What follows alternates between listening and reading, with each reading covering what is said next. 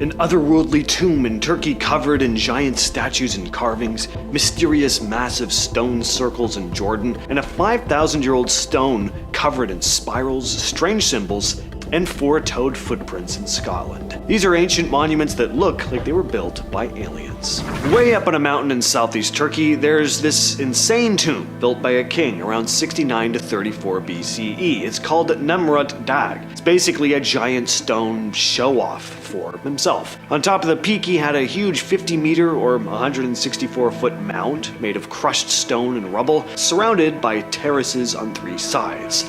Giant limestone statues of gods sit on the east and west terraces, some paired with lions and eagles. There are also rows of stone slabs showing his family tree. One side, Persian ancestors, the other, Macedonian, basically proving he was connected to both east and west.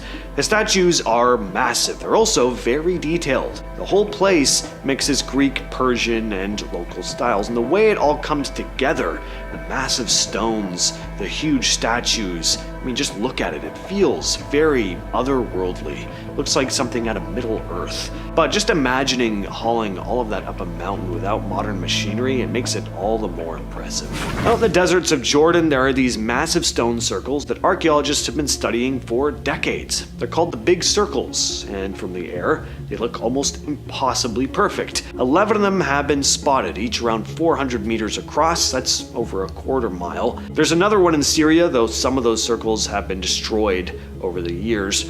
The walls are surprisingly low, just a few feet high, and originally they had no entrances, so that meant anyone who wanted in would have to hop over.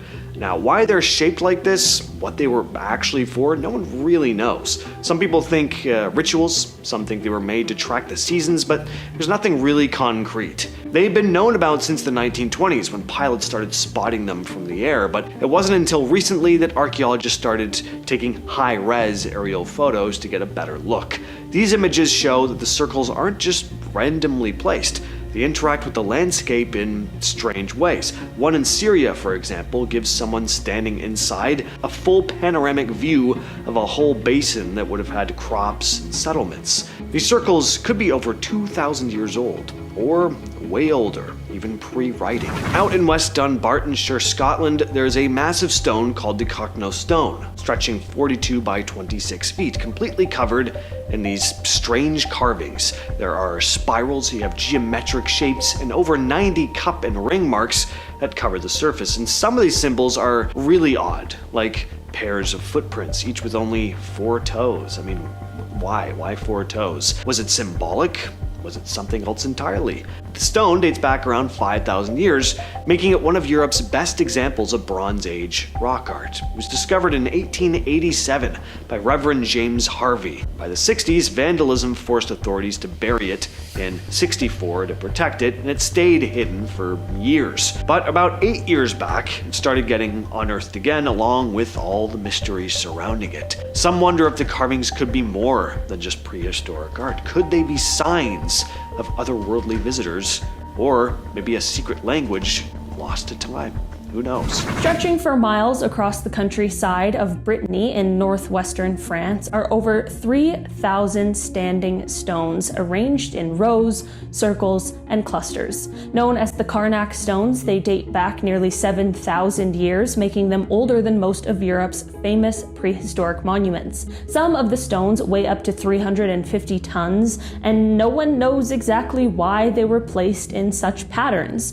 Theories range from astronomical alignments to religious ceremonies to ancient markers for burial sites.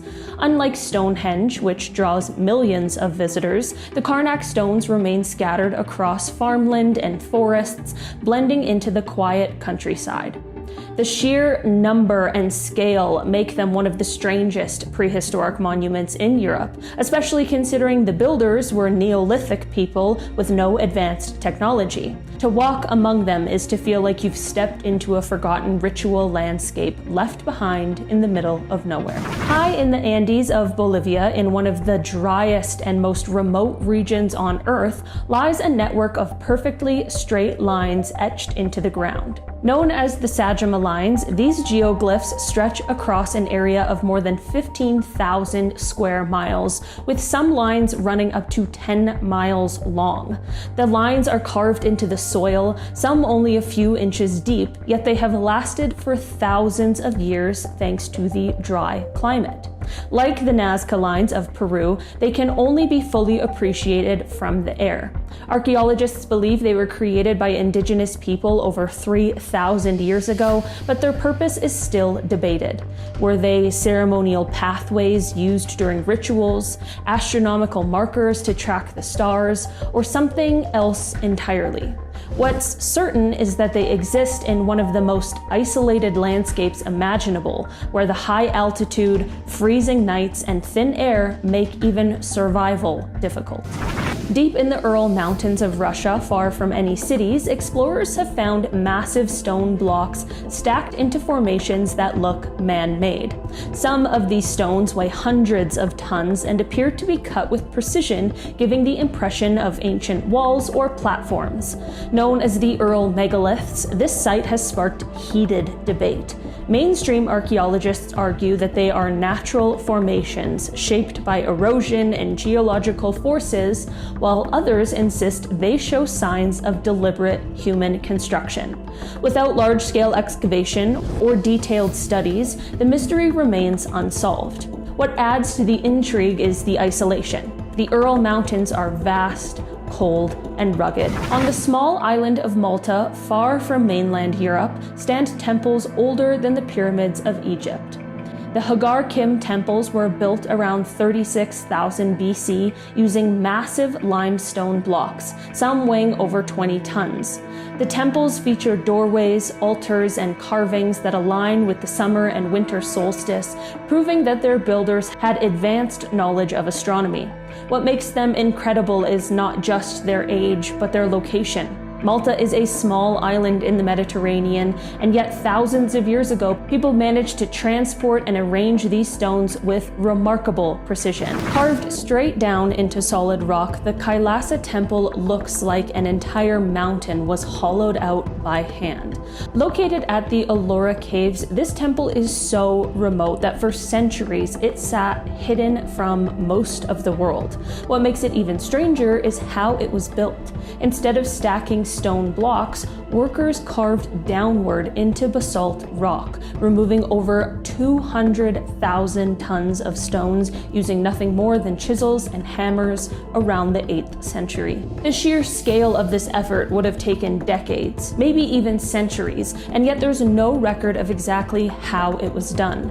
The temple is filled with intricate carvings of gods, animals, and mythological scenes that still hold their shape today. Many researchers compare their precision to modern engineering, but it was done with primitive tools. Some suggest thousands of workers labored tirelessly, while others wonder if advanced methods were lost to history. To this day, this temple remains one of the largest rock-cut temples on Earth, sitting in the middle of a rugged landscape far from major cities.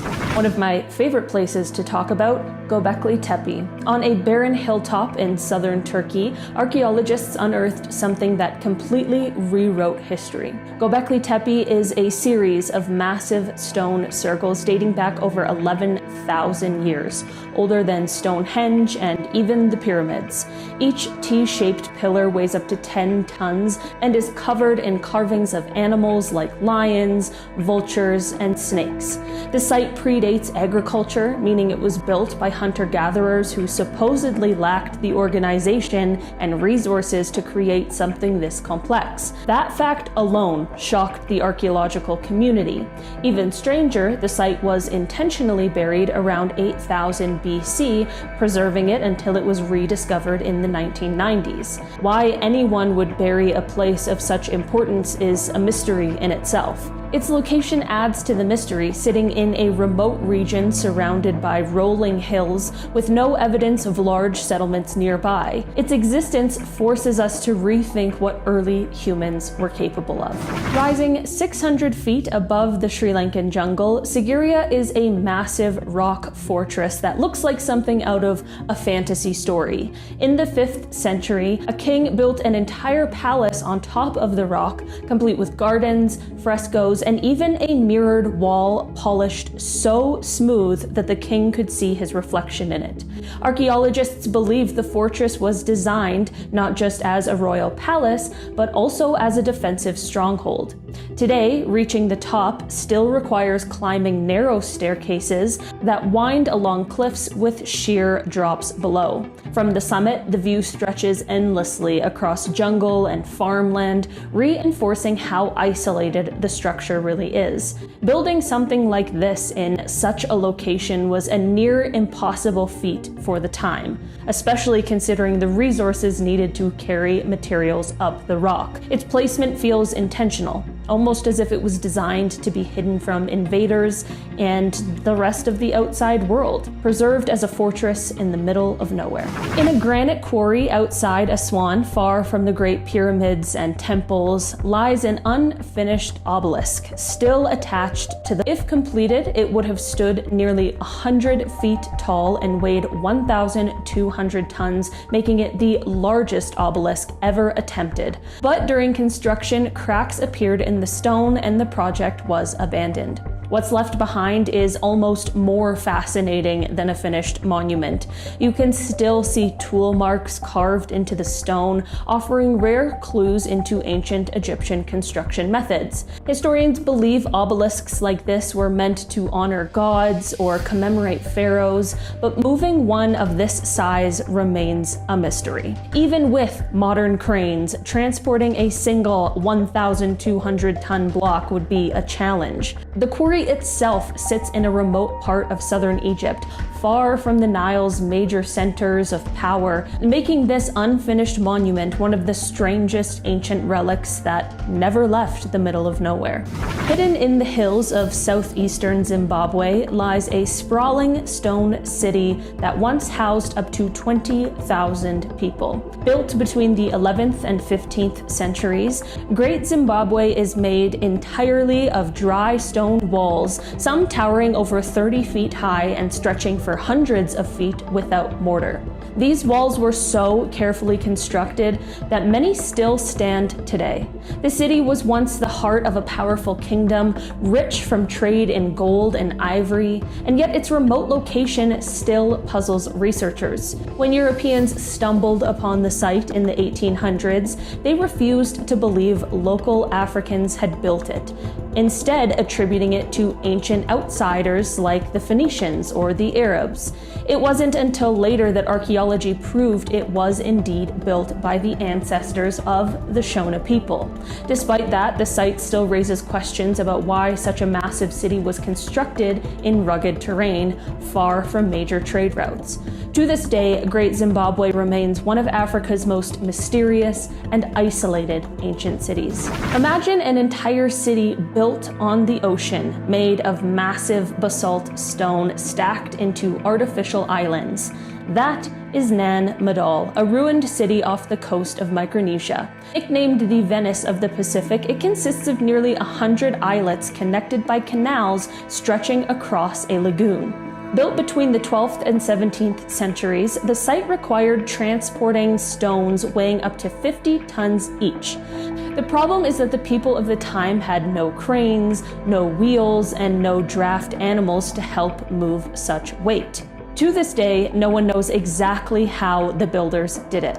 Some theories suggest log rafts, others believe it required thousands of workers, and local legends even speak of magic. Nan Madol is so isolated that it takes hours to reach it, even with modern travel. Surrounded by ocean and thick jungle, it feels abandoned in time. One of the most mysterious monuments ever built in the middle of nowhere. Out on Syria's Golan Heights, there's this massive ancient stone site called Rujim El Hari. From above, it looks like a giant wheel, circular wall spinning around a mound at its center, which is why it's sometimes called the Wheel of Ghosts or the Wheel of Giants. It's also often referred to as the Stonehenge of the East. Nobody knows who built it or why, but it goes back to somewhere between 4000 and 3000 BCE. For a long time, people thought it was built to track the stars or the sun, because the walls seemed to line up with the solstices, but a 2024 study revealed that the ground has shifted over, thousands of years, so those alignments might just be a coincidence. The same research also showed new walls and tiny fences nearby, arranged in flower-like shapes. Some are as old as the original mound, others were added later, showing the site got reused over time. So what was this place actually for?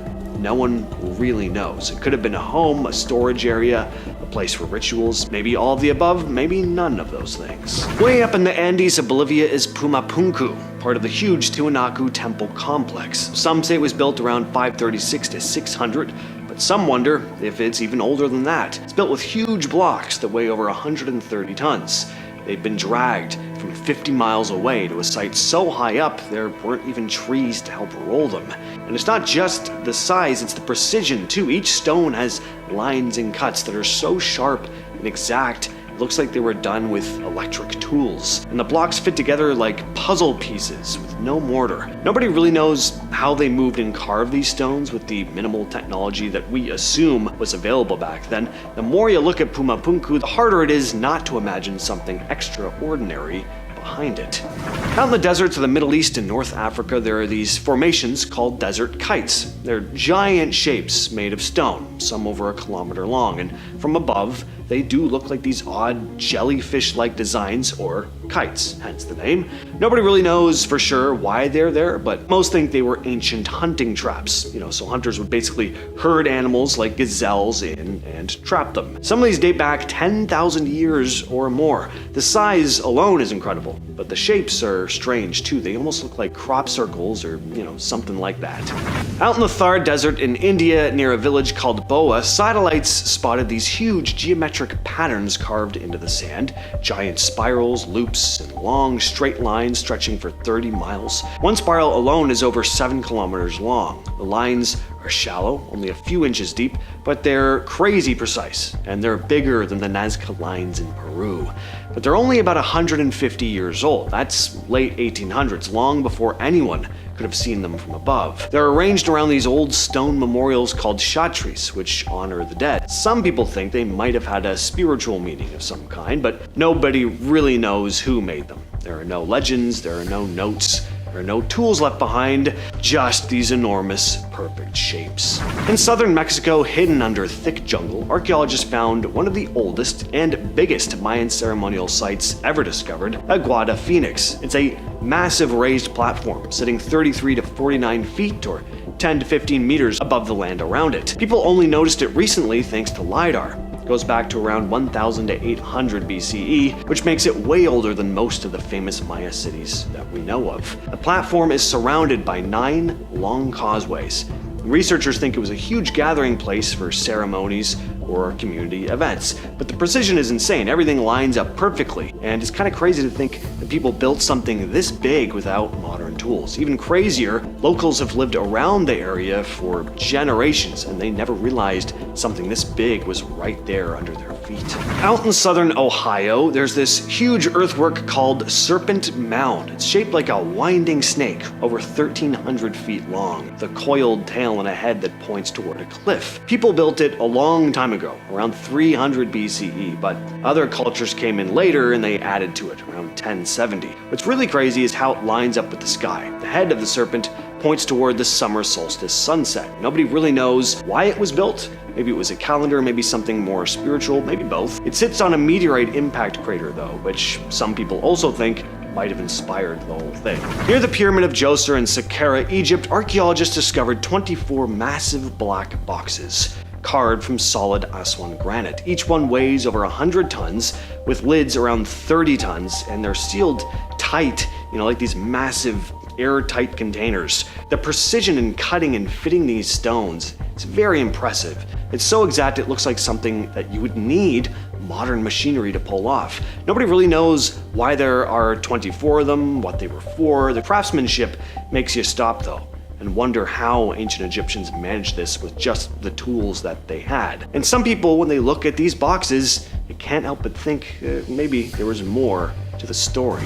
From forgotten sewers of ancient empires and ingenious desert water systems to wartime bunkers carved in mountains, eerie abandoned vaults, and so much more. This list is truly a deep dive into some of the most mysterious structures of the past. Whether you're a skeptic, a believer in the extraordinary, or just someone who loves a good mystery, get ready to have your mind expanded by these underground marvels that challenge everything you thought you knew about what lies beneath us. Have you ever stumbled upon a secret built by ancient hands that seems to defy time itself? On Mount Kulium in Russia, just 8 kilometers from the village of Orton, lie the Gornaya Shoria megaliths. These imposing stone structures form a complex of ancient monuments whose purpose still baffles archaeologists and historians. Carved from massive blocks of rock, the megaliths appear to be arranged with a precision that hints at sophisticated astronomical or ritual functions. Some researchers suggest that their layout might correlate with celestial events, while others believe that they could have served as a territorial marker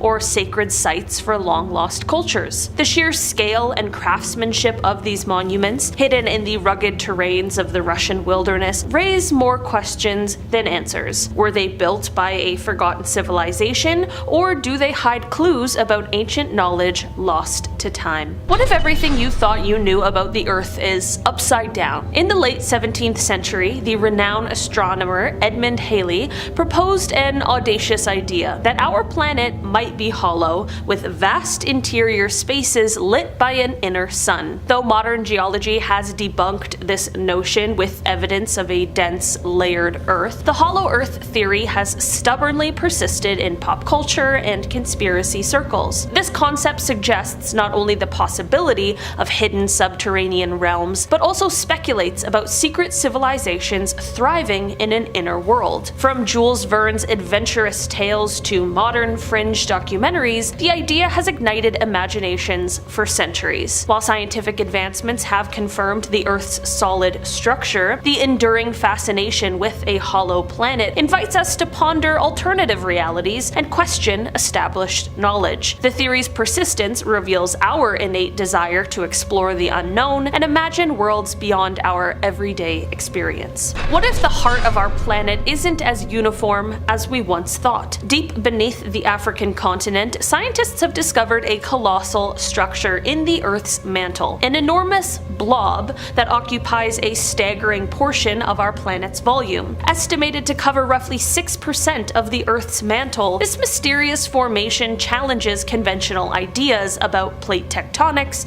and mantle convection. Researchers speculate that these giant blobs could be remnants of ancient superplumes, massive upwellings of hot rock that helped shape continents and drive volcanic activity millions of years ago. Their composition remains a subject of intense study, and debates continue over whether they play a critical role in Earth's magnetic field or seismic activity. As cutting-edge imaging technologies reveal more about these deep-seated anomalies, the blobs beneath Africa remind us that our planet's interior is a dynamic, ever-changing realm, one that's filled with puzzles that push the boundaries of modern geology and our understanding of Earth's hidden forces. Have you ever wondered what secrets lie beneath the vast expanse of the Pacific Ocean? Similar to their African counterpart, scientists have identified another enormous blob deep within the Earth's mantle, this time under the Pacific. This mysterious structure, also also occupying about 6% of the mantle's volume, has ignited debates among geologists. Some researchers theorize that these blobs are crucial in driving the movement of tectonic plates, potentially influencing everything from volcanic eruptions to earthquakes. Others speculate that they could be relics of ancient mantle processes, frozen snapshots of a time when the Earth's interior was far more tumultuous. Although our current imaging techniques offer glimpses of these structures, their exact composition and origins remain shrouded in mystery. The giant blob beneath the Pacific is a reminder that the Earth's underbelly still holds many secrets. As technology advances, we may one day unlock the full story of these giants, and in doing so, gain a deeper understanding of the forces that shape our world. Have you ever thought that a lava tube could stretch for miles beneath an island paradise? I didn't even know that lava tubes existed. On the volcanic landscapes of Hawaii, the Kazumura cave system winds its way beneath the surface, claiming the title of the world's longest lava tube. Formed by ancient volcanic eruptions, these tunnels extend for over 40 miles and offer a fascinating glimpse into the raw power of nature. As you navigate the cave's winding passages, you encounter towering stalactites and stalagmites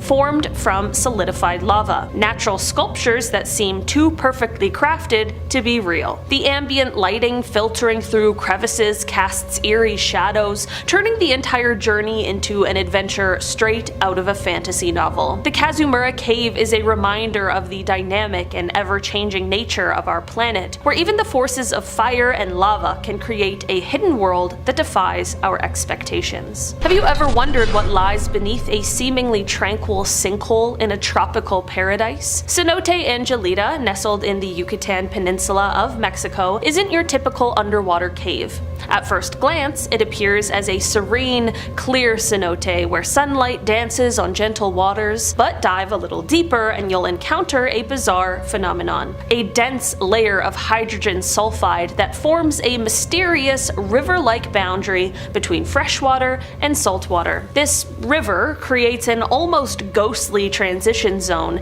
as if two distinct worlds are colliding underwater. For divers, this experience is both eerie and mesmerizing, blurring the lines between science and the supernatural. Cenote Angelita challenges our understanding of underwater ecosystems, proving that even the most peaceful-looking spots can harbor secrets that defy logic. What if the arteries of an ancient empire still pulse beneath modern cities? Welcome to the Cloaca Maxima, Rome's ancient sewer system, a marvel of engineering built over 2,500 years ago. Originally constructed to drain the marshlands that once plagued the Eternal City, this vast network of tunnels was critical in transforming Rome into a thriving metropolis. Carved from stone and designed with remarkable precision, the Cloaca Maxima not only managed waste, but also functioned as a water drainage system that helped prevent floods. Over the centuries, it has been expanded, restored, and repurposed, standing as a testament to the ingenuity of Roman engineers. Today, while parts of it are hidden beneath modern streets, the remnants of this subterranean marvel continue to inspire historians and engineers. Its survival against the test of time challenges our modern assumptions about infrastructure and reminds us that sometimes the most groundbreaking technology is buried right under our feet. Could remnants of a dark past be lurking in the icy recesses of mountain tunnels? Tucked away beneath the snowy peaks of the French Alps are a series of World War II era bunkers and tunnels, whispers of a shadowy past that many believe still hold untold secrets. Constructed during the Second World War, these underground fortifications were designed to house command centers, armaments, and even escape routes in the event of Allied advances. Beyond their documented military use, conspiracy theories have long swirled around these tunnels, with some suggesting they hide secret archives, experimental technologies, or even evidence of collaborations with mysterious third parties. Today, while historians and military enthusiasts cautiously explore these sites, the precise details of what remains locked away beneath the ice continue to be a subject of heated debate. Whether viewed as grim relics of wartime necessity or a potential gateway to undiscovered secrets, these These alpine bunkers challenge our understanding of history and the lengths governments will go to secure their secrets underground. Could extraterrestrial secrets be hidden in the vast deserts of the American Southwest? A favorite topic among conspiracy theorists involves alleged underground alien bases scattered throughout the arid landscapes of the American Southwest. While the infamous Area 51 often steals the spotlight, rumors persist of even more secretive subterranean complexes tucked away in the remote deserts of Arizona and New Mexico. These theories suggest that advanced extraterrestrial technology recovered from UFO crashes or offered in clandestine exchanges is stored in massive, hidden underground hangars and laboratories. Although mainstream science has found no concrete evidence to substantiate these claims, the stories persist, fueled by mysterious sightings, unexplained energy readings, and the isolated nature of these vast desert expanses. Whether you view these tales as wild fiction or intriguing possibilities, the idea of secret alien bases underground continues to spark the imagination, blurring the lines between fact, folklore, and the unexplained. What if the barren landscapes of Mars conceal natural shelters that could one day host human colonies? Traveling off Earth for this one, recent studies have revealed extensive networks of lava tubes on Mars, giant tunnels carved out by ancient volcanic eruptions. These natural caverns, some spanning hundreds of meters in length and soaring high enough to offer vast interior spaces, could shield future explorers from the harsh Martian surface conditions, including cosmic radiation and extreme temperature swings. Scientists believe that these tubes may even have preserved signs of ancient microbial life tucked away in their dark recesses for billions of years. Imagine exploring these silent, otherworldly passageways where the walls still echo the story of Mars' volcanic past, an untouched environment that beckons us to rethink the possibility of life on other planets. Mars lava tubes not only spark visions of extraterrestrial habitats, but also invite us to consider the resilience and adaptability of life in unexpected places. An ancient, massive stone wall recently discovered at the bottom of the sea, gigantic stone monuments in France, and a tomb in Ireland older than Stonehenge and the Great Pyramids. These are prehistoric megastructures that scientists can't explain. A 3,000-foot-long stone wall sits at the bottom of the Baltic Sea, and it was just discovered by a team of researchers back in 2021. Marine geologist Jacob Gearson led the team, who were on a research vessel teaching a field course to students. They were using echo sounders, which are these devices that use waves to map the sea floor. At one point, Gearson spitted something saying, to quote, "You saw there was something that kind of meanders through the map. I thought it's very likely that these things are rocks, one next to the other lined up." A year later, they returned to the site and confirmed that the ridge was made up of thousands of rocks, forming a wall about 1.5 feet tall. And the wall is ancient, dating back to the Stone Age. The researchers were amazed. How did it get there? Gearson didn't think it could have formed naturally. That was until they brought in the archaeologist. Berit Eriksson, a prehistoric archaeologist, took one look at the data and said, "This is man-made." So what was it used for? Eriksson thinks it was a hunting trap. The wall would have funneled in reindeer, making it easy for hunters to take them down. This was a pretty cool find because it's changed what archaeologists had previously thought about prehistoric people. They were building complex structures to hunt and gather. Ashley Lemke, an underwater archaeologist, agrees. She says this discovery shows that Stone Age people were capable of some pretty impressive construction projects. Research is still going on here. They've been looking for artifacts, mostly signs of hunting like arrowheads and ancient DNA. If they find it, it could completely rewrite our understanding of prehistoric Europe. The Broch of Gurnus is an ancient village in Scotland's Orkney Islands. This place is around 5,000 years old, and it's amazingly well preserved. I mean, you can still see the remnants of ancient homes, with hearths and beds still intact. It's surrounded by a ditch and ramparts, with a tower in the center. The tower is made of stone with walls up to 3.5 meters thick. That's some serious engineering, especially considered the limited technology available back then. Archaeologists have also found artifacts here. They found pottery, tools, ancient jewelry. The villagers were skilled farmers, growing crops like barley and wheat. They also would have raised livestock like cattle and sheep. But the Broch of Gurnus wasn't just a peaceful village. It was also a fortified stronghold with defensive walls and a tower that would have given the people a pretty solid view of the surrounding area. So it seems like the villagers were prepared to defend themselves against invaders. Next, let's head to France and explore the Karnak stones. Ancient people just loved their big stones, didn't they? So the Karnak stones are a series of stones stretching over 20 kilometers in Brittany. They're up to 4 meters tall, or just over 13 feet, and some are covered in carvings. They're estimated to be around 6,500 years old,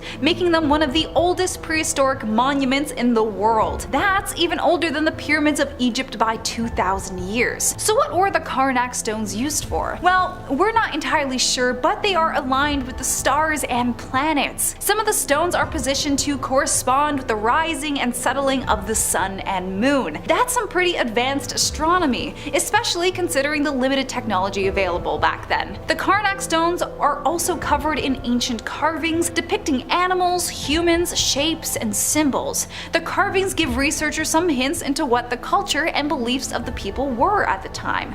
It's pretty fascinating to imagine the people who built these things. They were clearly a sophisticated and advanced society with a deep understanding of astronomy and mathematics. Back to Scotland now, we have the Brodgar Ring, also found in the Orkney Islands. This is a Neolithic circle of 60 stones surrounded by ditch and bank. The ring is estimated to be around 4,500 years old. What's cool about the Brodgar Ring is its incredible precision. The stones are spaced evenly apart, and the circle is almost perfectly symmetrical. And once again, the ring is aligned with the stars, corresponding with the rising and setting of the sun and moon. Archaeologists have found evidence of ritual activity here. Not that you'd really need artifacts to get that across. I look at ancient stone monoliths set up in a ring and my first thought is usually rituals. But they found pottery, tools, and ancient human remains. So it looks like this was a spiritual site for sure. But were people just buried here, or were they sacrificed? Older than Stonehenge and the Great Pyramids, we have the Newgrange in Ireland. This is a massive monument, estimated to be around 5,200 years old. Okay, so this is really cool. The place looks a bit lame on the outside compared to something like the Great Pyramids, but not only does it look really creepy on the inside, it's also famous for its winter solstice illumination. On the shortest day of the year, a beam of sunlight enters the tomb through a small opening and illuminates the interior for about 17 minutes. Very Raiders of the Lost Ark, I love it. They're still not entirely sure what this place was though. Was it a tomb, a temple, or something else entirely? The ancient city of Tiwanaku in Bolivia. This place is around 2,500 years old, making it one of the oldest cities in the Americas. Tiwanaku is incredibly impressive. The city is filled with pottery, textiles, and very intricate carvings. Given how old this place is, it's amazing how straight some of these lines are. There's also evidence of advanced irrigation systems and agriculture. The city was built by the Tiwanaku people, who were obviously very gifted architects and sculptors. Their stone structures included temples, palaces, and monuments are all just so detailed. The city was an important center of trade and commerce, with goods coming in from all over the world. The place was abandoned around 1000 CE, and we still don't know exactly why. Some scientists think it might have been because of climate change or drought. Others think it was war or disease. Luckily, the site is incredibly well preserved, considering it's over 2,500 years old. Göbekli Tepe in Turkey. This place is around 11,000 years old, making it one of the oldest human-made structures in the world. There's something really fascinating about this place. See, for years, scientists thought that only humans started building complex structures after they developed agriculture. But Göbekli Tepe proves that's not the case. The people who built this place were still hunter-gatherers, but it's filled with massive stone pillars, some of which are covered with all these detailed carvings. carvings. There's also evidence of ritual sacrifices and feasts. It's clear this was an important center for the people who built it. Architecture here is very unique. The site is made up of these circular and oval-shaped structures, some decorated with carvings of animals, humans, and symbols. But they're all incredibly detailed and intricate, showing a wide range of animals like lions, bulls, and snakes. And the carvings of humans seem to depict rituals or ceremonies. Angkor Wat in Cambodia. This place is only around 900 years old, but still, just look at it. It's breathtaking. Has to be one of the most impressive ancient cities in the world. The city is filled with stone carvings, temples, and canals. It also had advanced irrigation systems and agriculture. The city was built by the Khmer people who built all these elaborate stone structures. There really is nothing like this place. It doesn't even look real. And parts of it have these huge roots and vegetation growing over the stone. It's just beautiful. Palenque in Mexico. This place is around 1,300 years old. It's definitely one of the most impressive Mayan ruins in the world. Palenque sits in the heart of the Chiapas jungle. It's a collection of temples and palaces. One of the most impressive structures is the Temple of Inscriptions, which is filled with intricate hieroglyphics that tell the story of the Palenque's history. The Mayans who built this place were skilled astronomers and mathematicians. They developed a sophisticated calendar system that's still used today, and their knowledge of astronomy allowed them to accurately predict solar eclipses and planetary alignments, and possibly even hang out with aliens, but that's a topic for another video. The city was built strategically around some major trade routes, and its merchants traded goods with other Mayan cities. The city was abandoned by the 8th century and sat buried in the jungle until it was rediscovered and excavated in 1787. Deep in the jungles of Colombia lies a legend that's been passed down for centuries. Ciudad Perdida, or the Lost City, is a fabled place of gold and riches, hidden away from the outside world.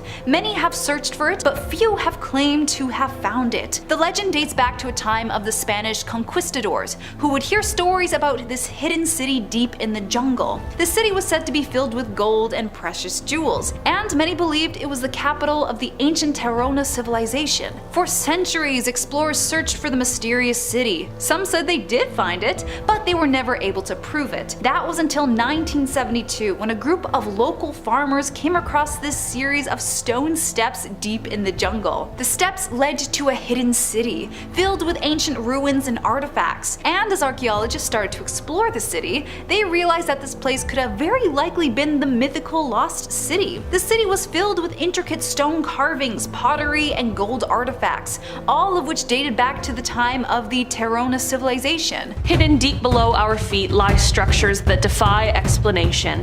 Abandoned, forgotten, and downright impossible. Who built them? Why were they buried? And what are they hiding? Deep beneath the ancient ruins of Hattusa, the once great capital of the Hittite Empire, lies a maze of tunnels that archaeologists still can't explain. These winding underground passageways, carved with eerie precision, stretch far beyond what anyone would expect from a city built over 3,000 years ago. The tunnel's purpose is a mystery. Were they designed for secret rituals, a desperate last line of defense, or something even more sinister? What's more baffling is the advanced craftsmanship. Smooth walls and perfectly angled turns achieved with tools that shouldn't have existed at the time. Some chambers end abruptly, as if they were abandoned mid-construction, while others seem to lead nowhere, like they were deliberately designed to confuse intruders, or perhaps even those who lived there.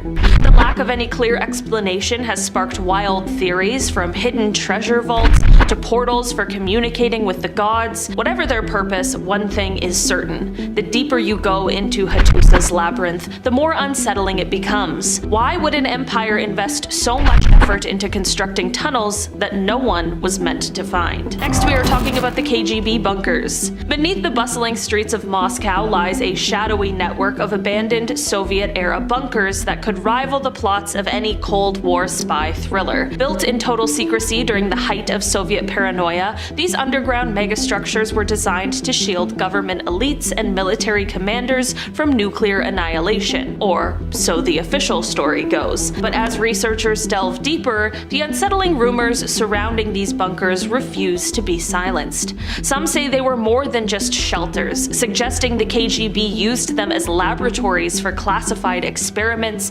interrogation chambers, or vaults for storing state secrets too dangerous to see the light of day. Their sheer size is staggering, with rumors of tunnels large enough to house trains and entire command centers buried so deep they remain untouched to this day. What's truly chilling, though, is what is left behind when the bunkers were abandoned. Cryptic maps, locked steel doors that have never been opened, and strange equipment no one can identify. Did the Soviets bury secrets so dark that even history itself couldn't unearth them? Or are these bunkers still guarding something the world is not ready to find? In our number 8 spot today, we have the Damanhur Temples. Beneath the quiet foothills of northern Italy lies one of the world's most extraordinary secrets, the Damanhur Temples. These vast underground halls, often called the eighth wonder of the world, weren't unearthed by archaeologists. They were built in complete secrecy by a group of modern mystics. Using nothing but hand tools, they carved out sprawling cathedrals filled with breathtaking murals, intricate mosaics, and towering columns, all hidden from the outside world for decades. What makes this story even stranger is their claim that the temples were inspired by ancient knowledge, possibly tapping into long-lost wisdom or even energy fields connected to the earth itself.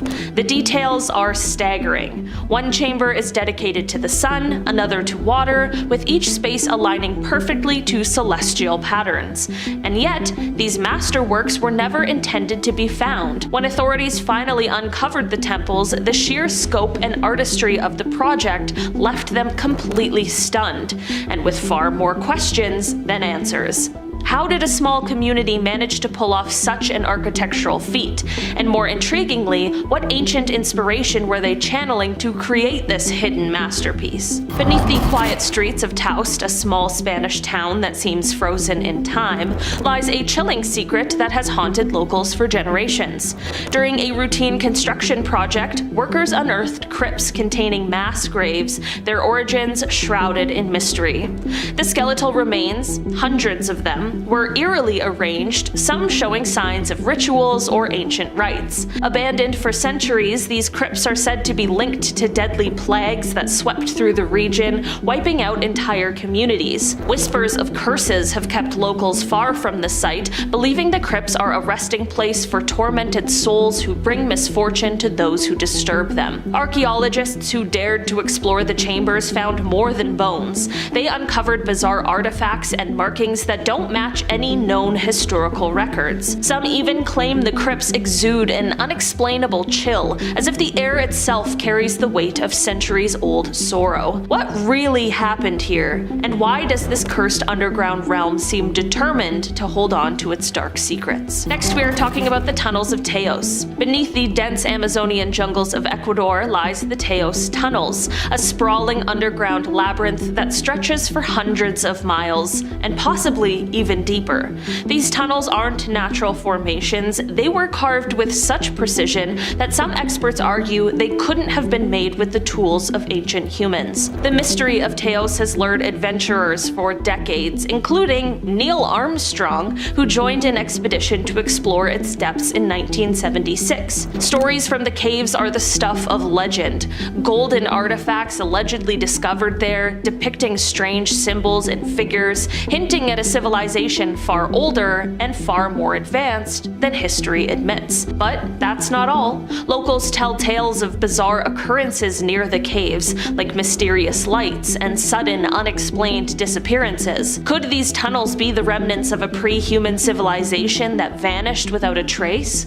Or are they evidence of something even more unearthly? Despite years of exploration, large portions of the tunnels remain uncharted, leaving us with more questions than answers, and a haunting sense of what might still be hidden in their endless darkness. Next, we are talking about the Nika Crystal Cave. Deep in the sweltering underground of Chihuahua, Mexico, lies the Nika Crystal Cave, a place so otherworldly it feels like stepping into a parallel universe. Discovered by miners in 2000, this cavern is home to the largest natural crystals ever found, some towering over 30 feet and weighing as much as 55 tons. These translucent giants giants formed over hundreds of thousands of years glisten like frozen beams of light, creating an alien-like landscape that seems almost too surreal to be real. But this breathtaking beauty comes at a price. The cave's extreme conditions, temperatures reaching 136 degrees Fahrenheit and nearly 100% humidity, make it impossible for humans to survive inside for more than a few minutes without specialized suits. Deemed too dangerous to explore further, the cave was abandoned, leaving much of its secrets untouched.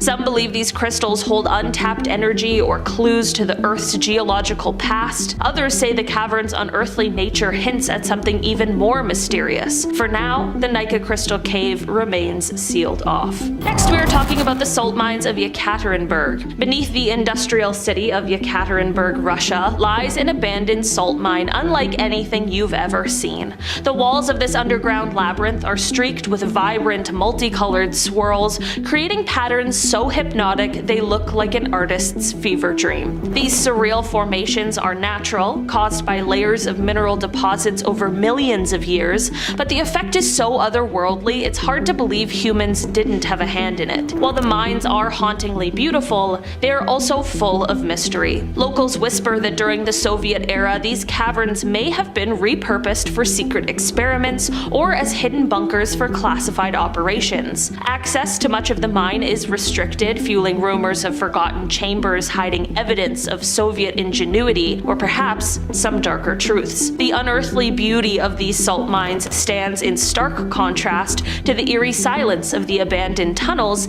leaving visitors with one question: what else might be buried in the shadows of this psychedelic underground world? Next, we are talking about the temples of Ellora. Hidden beneath the surface of Ellora in India lies a wonder that defies logic, an entire complex of subterranean temples carved directly into solid rock. The sheer scale of these structures is overwhelming. Massive halls, intricate sculptures, and towering pillars, all painstakingly chiseled with a precision that modern engineers can't replicate. What's even more astounding is that these temples, built over 1,500 years ago, were created without the aid of advanced tools. To carve just one of these temples, thousands of tons of rock had to be removed, but historians have no clear answers as to how this was achieved or why such monumental effort was dedicated to building underground. Among the 34 temples in the complex, the Kailasa Temple stands out, a single monolithic structure carved from the top down with details so fine they seem impossible for the tools of the time. But the biggest mystery of all? Why were these incredible creations eventually abandoned? Was it a shift in religion, a forgotten disaster, or something even more mysterious? The temples of Ellora remain one of the greatest architectural puzzles in human history, leaving behind questions that may never be answered. In our number 2 spot today, we are talking about the Kaymakli Underground City. Beneath the dusty hills of Turkey lies the Kaymakli Underground City, a sprawling labyrinth of tunnels and chambers carved directly into the earth. While it's often overshadowed by its more famous neighbor, Derinkuyu, Kaymakli is just as massive and no less mysterious. Built to shelter thousands of people during times of invasion, the city is a marvel of ancient engineering, complete with ventilation shafts, storage rooms, and areas designed to house livestock. But its story takes a darker turn. When archaeologists explored its depths, they discovered locked rooms containing human remains, suggesting some of its inhabitants were trapped and left to die. The eerie layout of the city adds to the unsettling vibe: hidden passages, stone doors that could seal off entire sections, and dead ends designed to confuse anyone who dared enter uninvited. How did such a sophisticated structure, capable of sustaining life underground for months, become forgotten for centuries? And what really happened to the people who never made it out? And finally, in our number 1 spot today, we have the Burlington Bunker. Hidden beneath the rolling countryside of Wiltshire, England, lies the Burlington Bunker, a Cold War-era underground city built in total secrecy. Designed to house the British government in the event of nuclear war, this sprawling complex is nothing short of a subterranean marvel. It's said to include 60 miles of tunnels, complete with living quarters, offices, and a fully stocked medical center center, and even its own BBC studio to broadcast emergency updates. Yet, despite its purpose as a haven for continuity of government, Burlington was abandoned and sealed off for decades, leaving behind a maze of eerie, dust-covered corridors and silent rooms frozen in time. The true purpose of the bunker remains a topic of debate. Why build a facility of such massive scale only to abandon it? Some theorize it may have been more than just a fallout shelter, possibly housing classified operations or secret experiments hidden from the public eye, with access restricted and much of its history shrouded in mystery. Burlington Bunker stands as a chilling reminder of a time when the threat of annihilation loomed large, and the secrets that might still lie buried within its depths. Deep in the jungles of northern Guatemala is El Mirador, an ancient city-state that was once home to over 1 million people. El Mirador is huge. It's one of the largest and oldest Maya cities. What's really cool about it though are the roads. There's a 150-mile network of ancient highways. They were rediscovered in 1967 by British explorer Ian Graham, who published a map of the site. Then in 2006, researchers used lasers to scan the Mirador Basin from the sky, and they were able to create 3D images that showed this system of roads, pyramids, and canals. The highways themselves were massive, with raised causeways 20 feet high. What's wild is that these roads were built between 600 BCE and 100 CE. They would have helped move supplies and people across this vast city. These ancient roads are part of what make El Mirador one of the most sophisticated ancient civilizations in the Americas. What you're looking at here is the mysterious Monk's Mound in Illinois, part of the Cahokia Mounds. The mounds were part of an ancient city home to the Mississippian people between 1050 and 1350 CE. Cahokia once had a population of 15,000 to 20,000 people, and it was a marvel of engineering and planning. The site now contains about 80 mounds, but the original city had around 120. The mounds were used for everything from ceremonial purposes to housing elite rulers. The most famous mound, Monk's Mound, is the largest in North America, standing 10 stories tall and covering 14 acres. Pretty bizarre. You have an ancient pyramid right in the middle of Illinois. Cahokia was the largest pre-Columbian city north of Mexico and one of the most complex archaeological sites in the US. The city's original name has unfortunately been lost to time, but the mounds were named after the Cahokia tribe, a group that lived nearby when French explorers arrived in the 17th century. Uxmal on the Yucatan Peninsula of Mexico is one of the most important cities of the Maya civilization. It's a site full of massive structures, but one of the standouts here is the Pyramid of the Magician, also called the House of the Dwarf. Legend has it that a dwarf, who hatched from an egg, built the pyramid in a single night. In reality, the pyramid was built in the 6th century, but it's still an impressive feat. Standing 115 feet tall, the pyramid is the largest building in Uxmal, with 5 levels and multiple temples inside. The Maya often built new structures on top of older ones, and Temple 4, one of the top temples in the pyramid, has 12 stone masks around its doorway, thought to represent Chak, the rain god. The governor's palace, another giant structure, covers over 12,000 square feet. You'll also find ancient roads that connect Uxmal to other Maya cities like Tikal and even Caracol in Belize. Today, Uxmal is an UNESCO World Heritage Site, and it's easy to see why.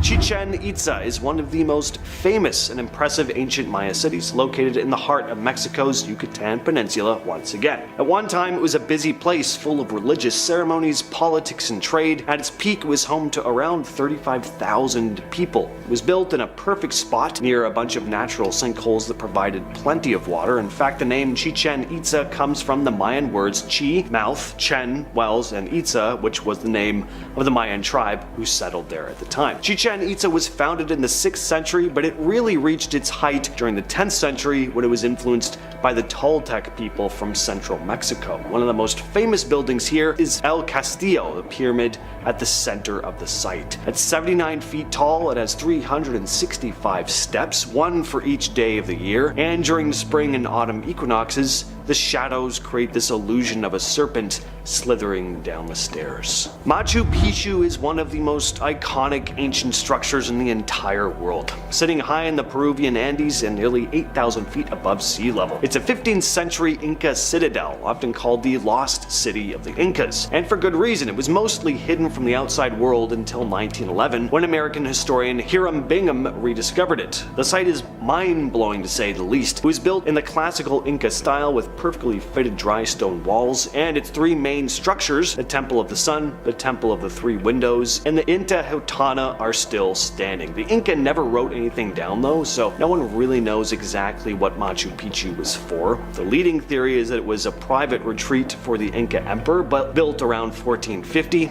Some archaeologists think it was more of a royal estate, but we still don't really know. Machu Picchu was abandoned by the Inca around 100 years later, just before the Spanish conquest. Vilcabamba in Peru, often called the lost city of the Incas as well, was the final stronghold of the Inca Empire. It was the capital of the Neo-Inca state from 1539 until its fall in 1572. It was the last base of Incan resistance against Spanish invaders. The city's remote jungle location made it nearly impossible for the Spanish to reach, allowing the Incas to hold out for decades here. Its ruins were hidden for centuries. In 1911, explorer Hiram Bingham mistakenly identified Machu Picchu as Vilcabamba, but years later explorers, including Jean Savoy in the 60s, found that the real site was actually this one here. For decades, the Spanish struggled to locate the city, with one chronicler writing, "Great resources are needed to undertake a penetration of that land." But the city was finally captured in 1572, leading to the execution of the last Inca monarch. Yaxchilan is an ancient Mayan city found deep in the jungles of southern Mexico, along the Usumacinta River. It was one of the most powerful cities in the Maya world between the 4th and 9th centuries. The city is probably most famous for its huge acropolis, a collection of buildings that includes temples, palaces, and ceremonial areas. The site is also packed with all these incredible reliefs that tell us quite a bit about the Maya life, their gods, and the rituals that they would have performed. Yaxchilan's remote location helped it stay hidden for centuries, and it wasn't until the 19th century that explorers started to rediscover it. One of the coolest things about this place is how the jungle has slowly started reclaiming the city, giving it this kind of lost feel to it. And next on the list we have geoglyphs. In the Amazon rainforest, large-scale geoglyphs, which are these ancient formations created by removing topsoil, have been discovered over the years. They're basically these colossal drawings carved into the earth, some stretching over 600 feet. They're in all kinds of shapes, circles, squares, some depict animals even. And researchers believe these geoglyphs were constructed between 2000 and 6500 years ago by indigenous tribes. As to their purpose though, that's still mostly a mystery. There are theories. Maybe they are used for ceremonial or religious practices, or maybe they had a more practical function like water management or defense, but the sheer scale of these things and the effort it would have required to create them definitely raises a lot of questions about what these tribes were capable of. Calakmul is an ancient Maya city deep in the jungles of southern Mexico, in the Yucatan Peninsula once again, and it was one of the largest and most powerful Maya cities, especially during the Classic period, around 600 to 700 CE. Found near the Guatemalan border, Calakmul was a major player in the Maya world, often locked in competition with other city-states like Tikal, which we covered in part 1, so check that out if you haven't already. The city is massive, covering more than 70 square kilometers, but it's most famous for its massive pyramids. The largest pyramid, known as Structure 1, stands over 145 feet tall and is one of the tallest Maya pyramids ever discovered. It's so big that it even dwarfs other pyramids in the region. Teotihuacan is one of the most impressive and mysterious ancient cities in Mesoamerica, sitting just 25 miles northeast of modern Mexico City. At its peak, it was the largest city in the Americas, with a population that could have reached up to 125,000 people, making it one of the world's biggest cities during its time. The city is famous for its massive pyramids, the Pyramid of the Sun and the Pyramid of the Moon. These monuments are massive, the Pyramid of the Sun standing at 200 feet high, making it one of the largest pyramids in the world. But Teotihuacan has more than just those giant stone structures. It also had a sophisticated layout with multi-family apartment complexes, wide avenues, and intricate murals that now give us a glimpse into the daily life of the people who once lived there. And the place had a lot of influence on places surrounding it too. The city's obsidian tools were highly prized across Mesoamerica, and evidence of its presence has been found as far away as the Maya region. Its cultural impact was huge. The later Aztecs even saw Teotihuacan as their spiritual ancestors and adopted some aspects of their culture into their own. Teotihuacan was established around 100 BCE, but mysteriously collapsed in the 6th century. Floating in the jungle waters off the Micronesian island of Pohnpei lies one of the strangest ancient cities on Earth, Nan Madol.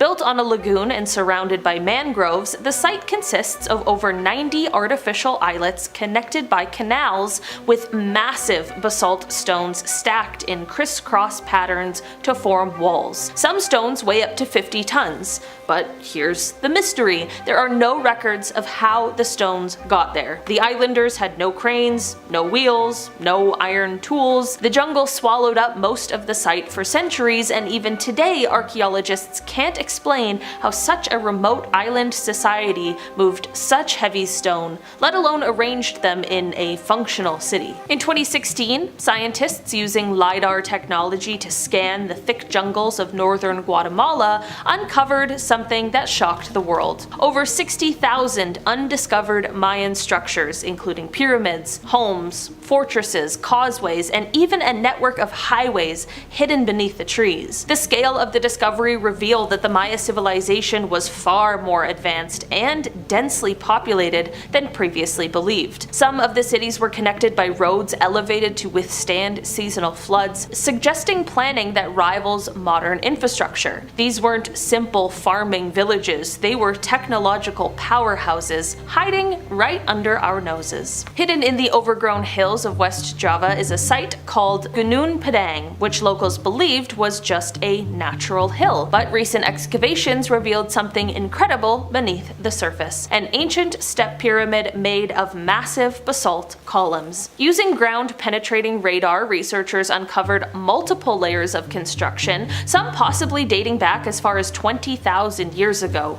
which, if verified, would make it the oldest known man-made structure in the entire world. What's more is the structure uses sophisticated engineering to stabilize its foundation, completely rewriting what we thought prehistoric humans were capable of. In 2018, satellite imagery revealed something shocking beneath the dense rainforest canopy of Brazil's western Amazon. Hidden under trees and vines were hundreds of geometric earthworks, some shaped like circles and squares, but more shockingly, stepped pyramid-like structures made of earth and stone. These formations, called geoglyphs, date back more than 2,000 years and challenge the long-standing belief that the Amazon was sparsely populated and incapable of supporting complex societies. Many of these mounds are perfectly aligned with astronomical events, suggesting a civilization with both architectural and celestial knowledge far more advanced than previously thought. While most tourists flock to Angkor Wat, archaeologists using LiDAR in Cambodia discovered an entire network of ancient cities hidden beneath the jungle floor around Angkor. These cities were once part of the Khmer Empire and date back to the 9th to 15th centuries. The newly discovered sites show gridded streets, hydraulic systems, and city planning techniques that predate modern urban design. But no one knew these places existed because the jungle had completely reclaimed them. Some temples were built on mountaintops and are nearly inaccessible today. It's as if the jungle was deliberately hiding an empire's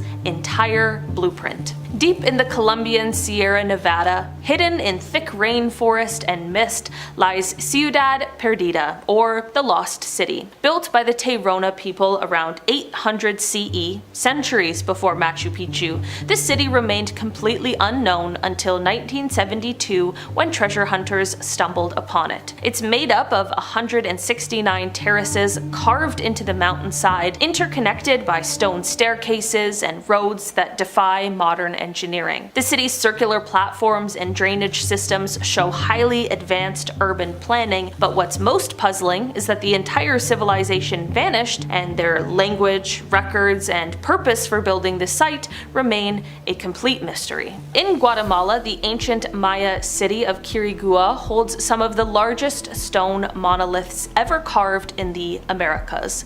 Called stelae, these massive stone monuments, some weighing more than 60 tons, are covered in intricate carvings and hieroglyphs. One stela stands over 35 feet tall, and what makes these jungle structures so baffling is the tools, or lack thereof, used to carve them. The Maya didn't have metal chisels, yet they created sculptures so precise they rival modern machine work. These towering relics were left to be consumed by the jungle vines until rediscovered by explorers in the 19th century. In 2013, archaeologist Ivan Sprajc discovered a massive undocumented Mayan city in Mexico's Yucatan Peninsula, which he named Chactana, meaning red stone. The city was so remote it hadn't been touched by humans in over 1,000 years. This place contains pyramids, ball courts, stone plazas, and ceremonial altars.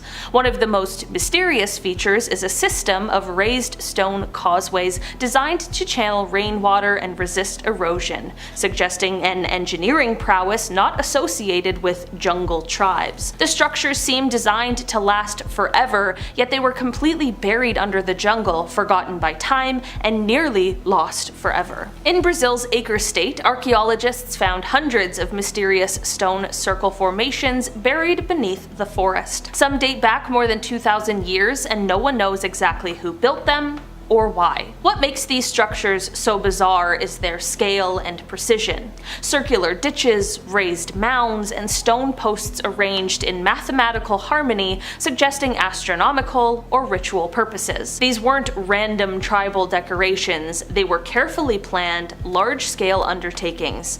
For decades, the jungle kept them hidden, and only deforestation revealed them. Their existence proves that ancient Amazonian cultures were far more advanced than European explorers ever imagined. Perhaps the most mind-blowing structure on this list is La Danta. Located in the remote Guatemalan jungle at the El Mirador site, La Danta is one of the largest pyramids in the world by volume, even larger than the Great Pyramid of Giza. It's estimated to weigh nearly 2.8 million cubic meters and rises about 230 feet. Constructed around 300 BCE, it was part of a sprawling pre-classic Mayan city long before the peak of the better-known Mayan civilization. Covered by thick forest, it wasn't fully recognized until aerial scans mapped the topography. The sheer scale of La Danta challenges everything we thought we knew about how early jungle societies operated. This wasn't a tribal temple, it was an ancient skyscraper hidden by nature. Deep in the heart of the Amazon jungle, beneath layers of dense foliage and centuries of mystery, lie enormous earthworks that defy our expectations of a pristine wilderness. Once thought to be untouched by advanced civilizations, recent discoveries have revealed a network of geometric designs, causeways, and ceremonial mounds that challenge everything we thought we knew about pre-Columbian cultures. Today we're diving into the fascinating discoveries that not only baffle scientists, but also tell the untold story of an indigenous people who reshaped the very landscape around them. Imagine discovering an entire city, concealed by lush vegetation for thousands of years. In the Upano area of eastern Ecuador, archaeologists have uncovered a sprawling ancient metropolis built around 2,500 years ago and inhabited for nearly 1,000 years. Using advanced LiDAR technology over a 300 square kilometer survey, they revealed 6,000 rectangular platforms, each about 20 by 10 meters and arranged in clusters around plazas with central platforms. These platforms likely housed homes and ceremonial spaces, all connected by an intricate network of straight roads and canals, including a jaw-dropping 25-kilometer-long route. Nestled in the fertile shadow of a volcano, the city not only boasted sophisticated urban planning, but also challenges our old ideas that the Amazon was home to only nomadic tribes or tiny settlements. As one expert put it, this discovery forces us to rethink our Eurocentric notions of civilization and appreciate the complex, interconnected societies that once thrived deep in the jungle. Tucked away in the Brazilian state of Acre, the Acre geoglyphs are among the most well-documented and awe-inspiring earthworks in the Amazon. Discovered through a combination of aerial surveys and on-the-ground exploration, these vast geometric shapes, circular, rectangular, and sometimes even complex polygonal designs, stretch over hundreds of meters. What makes them so captivating? Their sheer scale and precision that suggest that an organized society once mobilized thousands of laborers to craft these monumental outlines on the Earth. Researchers like Michael Heckenberger have pointed out that these geoglyphs indicate not only advanced engineering skills, but also a very rich cultural life, possibly serving as ceremonial centers or markers of territorial boundaries. These earthworks force us to rethink the long-held myth of the Amazon as an untouched jungle, revealing instead a dynamic landscape of human creativity and purpose. Travel a little further east near the city of Santarem in the Para state, and you'll find another jaw-dropping set of structures. Satellite imagery and drone surveys have revealed intricate patterns etched into the land, geometric forms that echo the designs found in Acre, but with their own distinct flair. The Santarem earthworks are particularly intriguing because of their interlocking layout. Many appear connected by faint pathways and ditches that seem to lead from one ceremonial site to another. Some experts believe that these represent ancient roads or processional routes used during religious ceremonies. What's even more mysterious is the possibility that these geometric arrangements were not random at all, but might have been aligned with astronomical events, hinting at a complex understanding of the cosmos by their builders. Further south, along the winding tributaries of the Purus River, researchers have uncovered a series of lesser-known circular earthworks that seem almost too perfect to be natural. These circular ditches, some with central platforms, appear deliberately constructed and are often surrounded by smaller peripheral features. Unlike the other counterparts we've already spoken about, these structures in the Purus region are less well known simply because they are more difficult to access. They're hidden under a thicker canopy and have only been revealed through persistent exploration and the help of modern imaging technology. The meticulous workmanship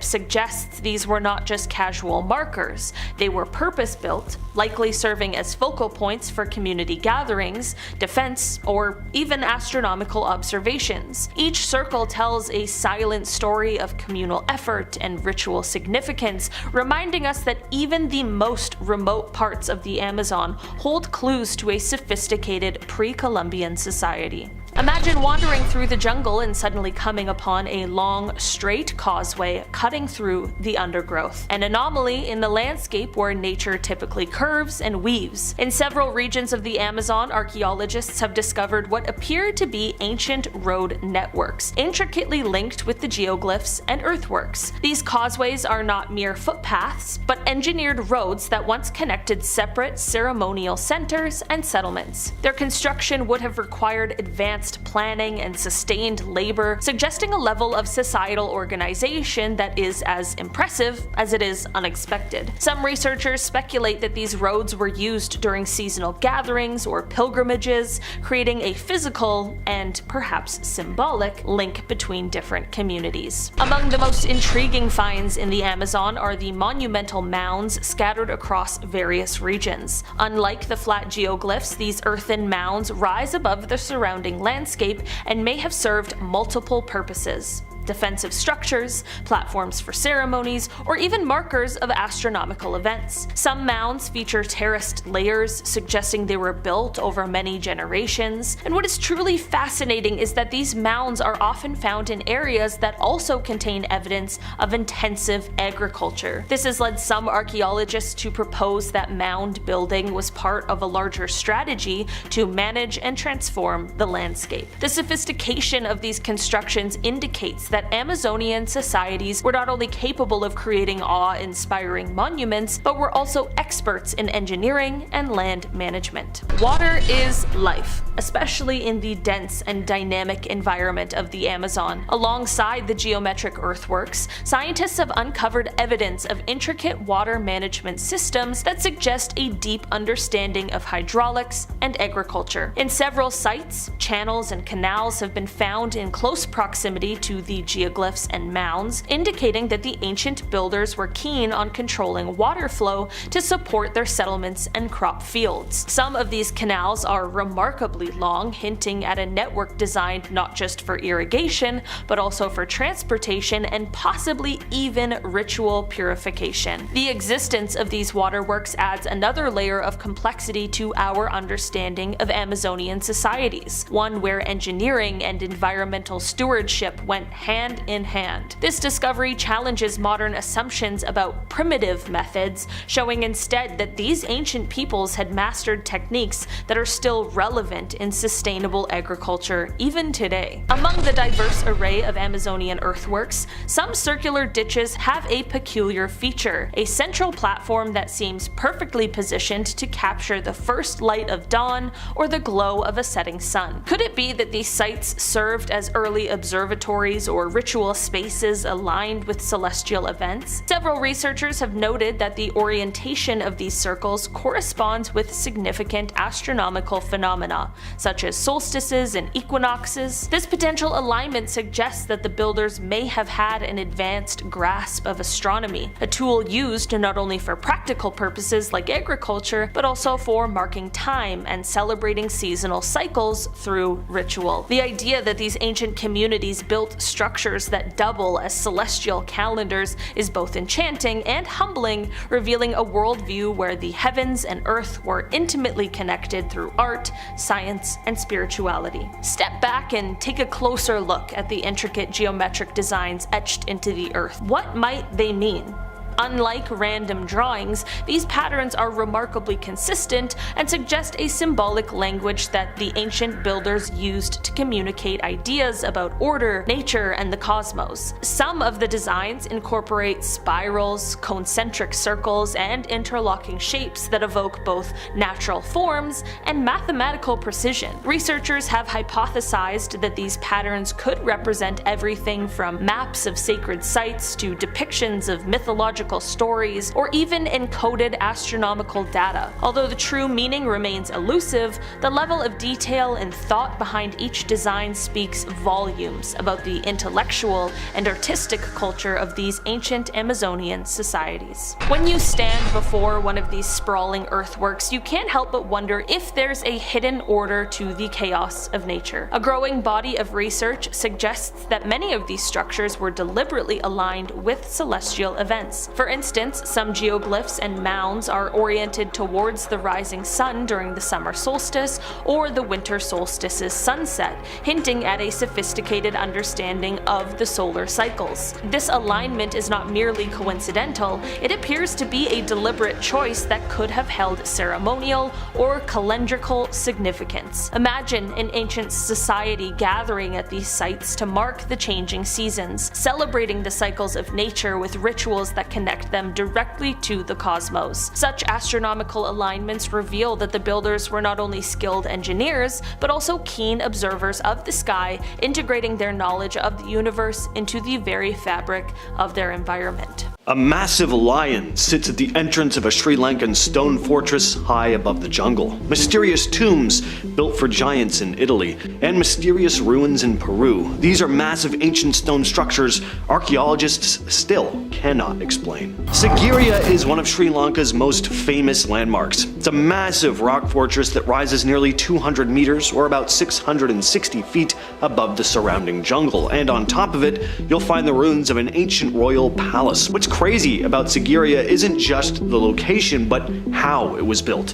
The palace was constructed during the 5th century CE by King Kasyapa, who is said to have chosen the site because it was virtually impenetrable. But the palace wasn't just for protection, it was also meant to show off his power and wealth. One of the most impressive parts of Sigiriya is the giant lion's paws carved into the rock. The paws are part of a massive lion statue that once stood at the entrance. Only the paws are left today, but it's still incredibly striking. I can only imagine how amazing it would have looked when it was all still intact. Other parts of the fortress are decorated with frescoes, some of the oldest and best preserved pieces of ancient Sri Lankan art, and let's not forget the gardens surrounding the rock, which are some of the oldest planned gardens in the world. The fact that this was all built so high up on a rock makes you wonder just how they managed to move materials and build such intricate structures without modern tools that we take for granted today. Ollantaytambo is an archaeological site in Peru known for its massive stone terraces and walls. These ruins were built by the Inca, but there are a lot of questions about how they managed to build such massive structures. The blocks here are huge, some weigh over 50 tons. Really makes you wonder how the Inca managed to move and place them. The Inca never finished the place either. Some of the stones, especially in the temple area, look like they'd been in the middle of being shaped, which makes it seem like the site was suddenly abandoned. There are unfinished walls, too, worked on by skilled stone cutters. As for why the site was left incomplete, that is still a mystery. Sardinia, the island off the coast of Italy, is home to a mysterious ancient burial site known as the Giants' Graves. As the name suggests, these are massive stone structures that looked like they'd been built for giants rather than regular-sized people. The tombs are long chambers made of massive stones with a series of standing stones lining the entrances. There are over 300 of these graves scattered across the island, and they date back to the Bronze Age, around 1500 BCE. How these people were able to transport and place such gigantic stones only using primitive tools is still a bit of a mystery. The builders left no written records, so we have no idea how they achieved this or even why they built these graves in the first place. Sacsayhuaman, just outside of Cusco, Peru, is a massive Incan stone fort. The walls are made up of enormous stone blocks, some weighing as much as 120 tons, and they fit together so perfectly that not even a needle can slip between them. It's so precise that some people even wonder if the Inca used some kind of ancient technology to cut and transport these stones. Sacsayhuaman is believed to have been a ceremonial and military site. Like a lot of ancient people, though, the Inca didn't leave any written records on how they built the site, which is why there's still so much speculation about how they fit the stones together so perfectly. And here's another strange part. Some archaeologists say it's possible some parts of this site actually predate the Inca, which would mean that there was some lost culture before them capable of some pretty impressive things. The unfinished obelisk found in the Aswan granite quarry in Egypt is the largest ancient obelisk ever discovered. It was commissioned by Queen Hatshepsut but never completed.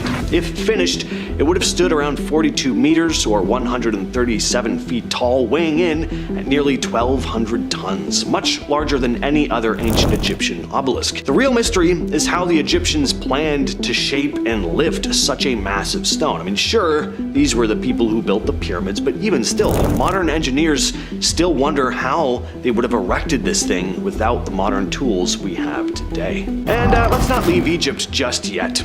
Here is a pair of impressive statues you may not have heard of, the Colossi of Memnon. They stand at the entrance of the mortuary temple of Amenhotep III on the west bank of the Nile near Luxor. The statues depict the pharaoh seated with his hands on his knees. They're nearly 20 meters or 66 feet tall. Now, the fact that these ancient statues have been standing for thousands of years is incredible on its own, but there's an interesting story about one of them as well. For centuries, the statue known as the vocal Memnon was believed to make mysterious sounds at dawn. People would gather to hear the eerie sound, which was said to be the statue singing. Now, it was probably caused by temperature changes and the expansion of the stone or something like that, but ancient Greeks and Romans saw it as a divine, supernatural phenomenon, and why wouldn't they? This big, grand, intricately carved statue making sounds? Of course, you'd think it was magic back then. At one time, the Colossi were part of a much larger temple complex, but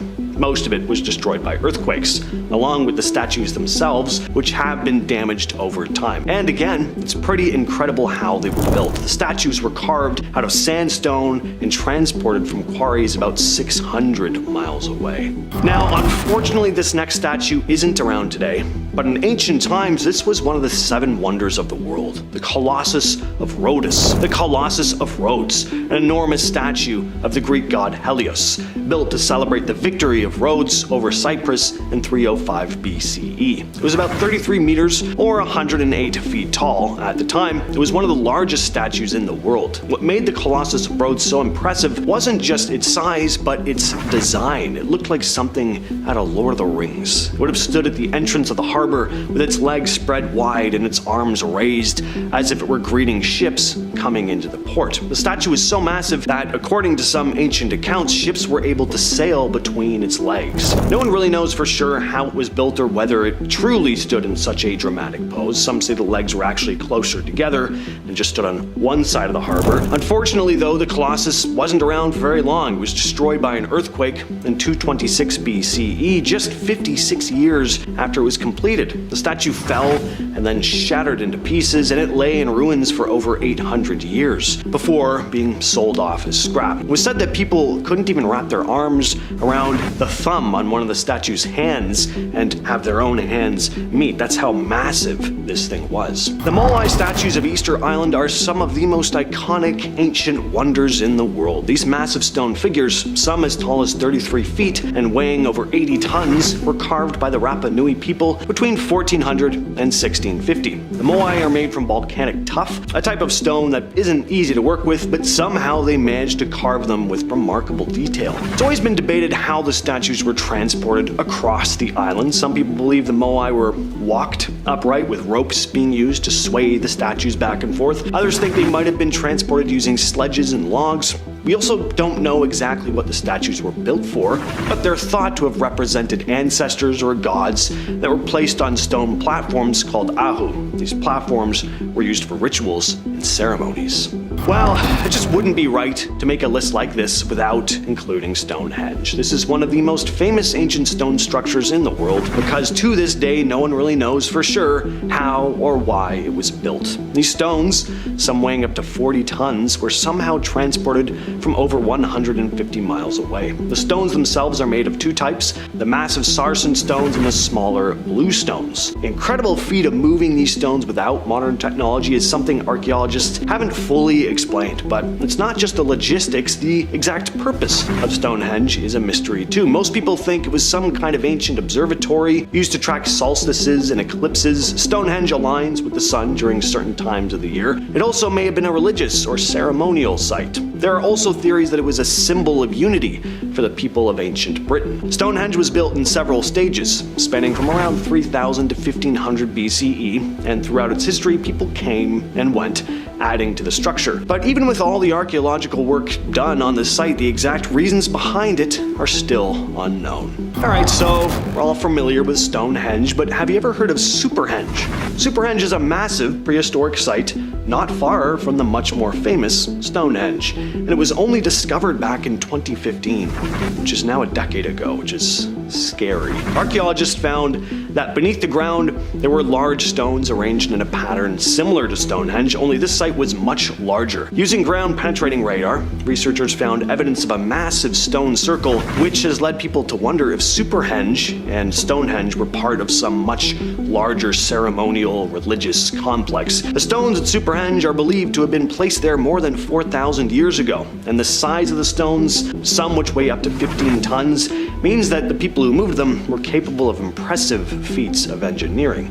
These stones were apparently buried deliberately as well. As to why, who knows? Some believe Superhenge was a kind of precursor to Stonehenge. Maybe they just didn't like what they'd made and wanted to bury it all and try again, thus we got Stonehenge. Either way, the discovery of Superhenge was a huge leap forward in understanding prehistoric England. Are there actually mysterious pyramids in Bosnia? Is there a Sphinx in Pakistan predating the one in Egypt? Are the oldest pyramids in the world in Indonesia? These are ancient structures that could be evidence of advanced technology. In Bosnia, there's a site called Visoko, where some believe there are ancient pyramids hidden underneath layers and layers of dirt. Now, the Bosnian government, along with a lot of archaeologists, claim these are just natural formations, but a group of researchers, including a man named Dr. Samir Osmaganak, insist that they're man-made pyramids, possibly built over 12,000 years ago. If there really are pyramids here, they're also interestingly positioned. They align perfectly with the cardinal points, and the materials used seem unusual. The stones are said to be fitted very precisely, and that there's some sort of bizarre energy field around them. Some even claim these pyramids could be harnessing energy like a power plant. The biggest pyramid, known as the Pyramid of the Sun, has led some to wonder that the people who built it had access to to advanced construction methods, possibly even technology that we don't know about today. Gunung Padang is a hill in Indonesia, but under that hill is a massive man-made structure that might be older than the Great Pyramids. There's been debate around the site for years. Some researchers think it's the remnants of an ancient pyramid complex. They've done carbon dating here, which has shown that it could be 20,000 years old, possibly even older. The core of the site is made up of huge, precisely cut stone blocks, and there's evidence that the structure was built in layers over time. The entire site seems to be built on top of a massive underground chamber, and if you ask some researchers, they'll tell you that it lines up with the positions of stars and planets. Basically, it looks like the ancient people who built it knew a lot about how the night sky worked and could track things like the stars and planets, maybe even using that knowledge for things like farming or rituals.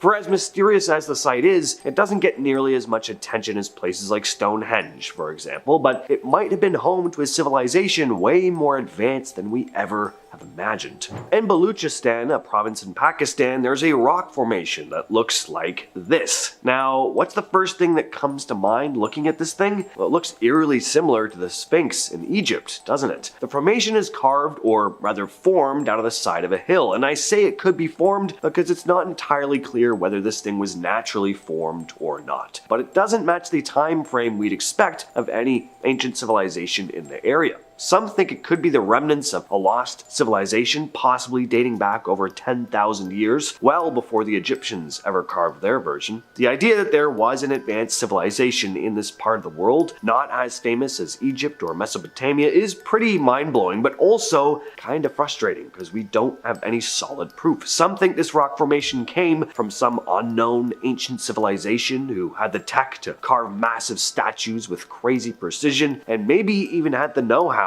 to line them up with stars or solstices, kind of like the Egyptians did. Others think this is just a naturally formed rock that just happens to look like the Sphinx, but what do you all think? Karnak in Luxor, Egypt is one of the most impressive temple complexes ever built. It was dedicated to the Theban triad Amun, Mut, and Khonsu, and construction began around 4,000 years ago. The scale of this place is just insane. It spans over 200 acres, and inside it are massive stone pillars, each weighing several tons, and as you can tell, looking at these images, its design and construction were incredibly advanced. The walls are decorated with astronomical alignments and star maps too. The Egyptians probably had an even deeper understanding of the cosmos than we give them credit for. The precision of the architecture here is just amazing. The stones were cut with such exactness that they fit together without mortar, something that still baffles experts today. And the pillars, they're not just massive, they're carved with such detail that it's hard to believe ancient people had the tools to do something like this. Aksum in Ethiopia was the center of a powerful ancient empire. The most famous thing here are the giant obelisks, massive stone columns, some over 70 feet tall and weighing hundreds of tons. So how were these giant stones moved around? There were no cranes, no heavy machinery, all they had were basic tools. So how'd they manage it? Precision in the carvings and the way the stones fit together with no mortar is incredible. It's almost like they had some kind of secret technology for shaping and transporting these blocks, but we have no idea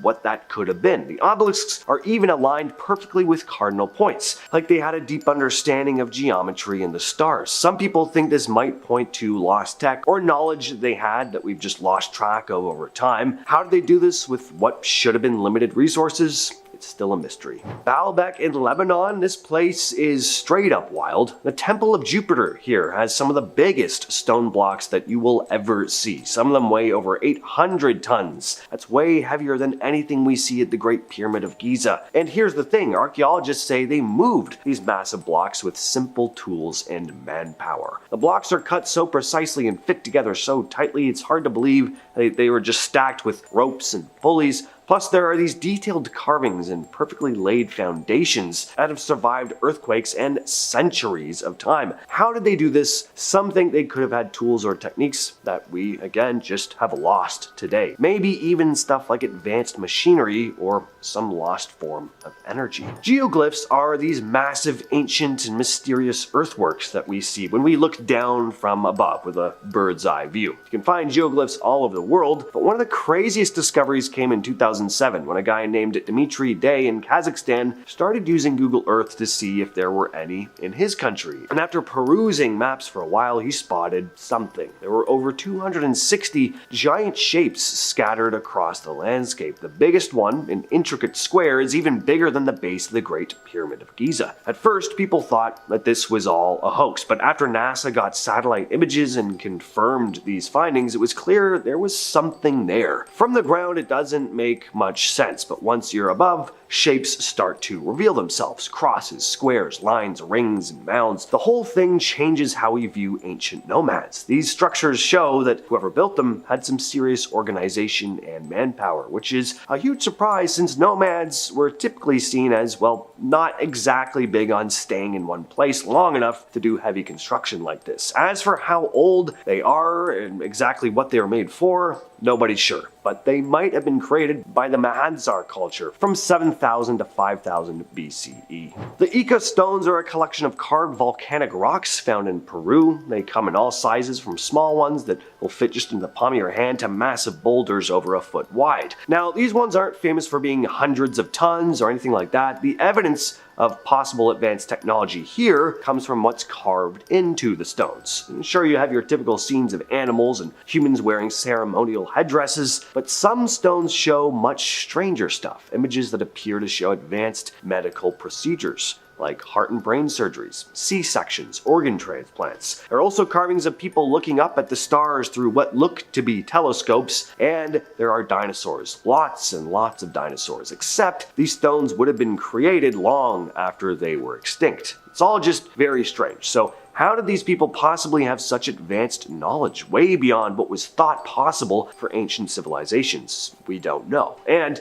we don't know anything about the people who created these things either. There's no other evidence of their society. There are no ruins or other artifacts, we just have these stones. Derinkuyu is an ancient underground city in Turkey that's over 2,000 years old. It's massive, with multiple levels and hundreds of rooms, and it's pretty sophisticated for something built such a long time ago. The whole place seems like it was designed with real engineering know-how, things like an advanced ventilation system that keeps fresh air flowing, even deep underground. Then there are things like giant stone doors that could be rolled into place, shutting off entire sections of the city for protection. It's clear a lot of thought went into its design. The underground city is about 280 feet deep and could house up to 20,000 people, along with their animals and food supplies. It's everything you'd need to live down there: wine and oil presses, stables, storage rooms, chapels. One of the rooms is thought to have been a religious school, with nearby spaces used for studying. Over the centuries, the city was used to shelter people during invasions, but eventually it was forgotten about, and it just stayed hidden until 1963, when a homeowner renovating his place found it all by accident. He'd been chasing a chicken that ran into a hole in his basement when he found this whole network of underground tunnels. By 1969, parts of Derinkuyu were open to the public, and now you can explore about half of this underground city. Alright, now we couldn't do a list about ancient structures and possible advanced technology without mentioning the pyramids of Giza. The Great Pyramid, in particular, is just insane. Made up of 2.3 million blocks, some that weigh 80 tons. There have been a lot of theories, debates,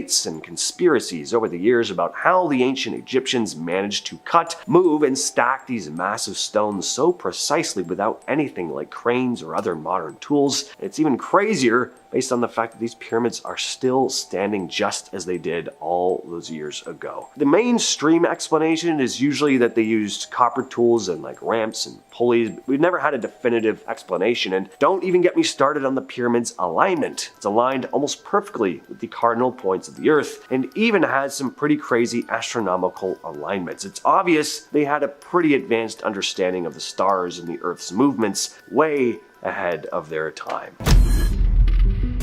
This is super exciting because it's a very recent find. In southeastern Mexico, a team of archaeologists has uncovered a hidden ancient Mayan city, more than 6,000 structures, including pyramids, all buried under thick vegetation. The city has been dubbed Valeriana, and it was revealed thanks to LiDAR, which stands for Light Detection and Ranging. It's a laser-based mapping tool that uses airborne sensors to scan the landscape. The data, collected back in 2013, as part of a forest monitoring project, wasn't actually being used for archaeology, but when researchers took a closer look, they saw this sprawling Mayan city. And according to Luke Auld Thomas, the study's lead author, our analysis revealed not only a picture of a densely settled region, but also a lot of variability. End quote. This wasn't just a small settlement, but a large city, potentially home to 30 to 50,000 people between 750 and 850 CE. The city was hidden in plain sight,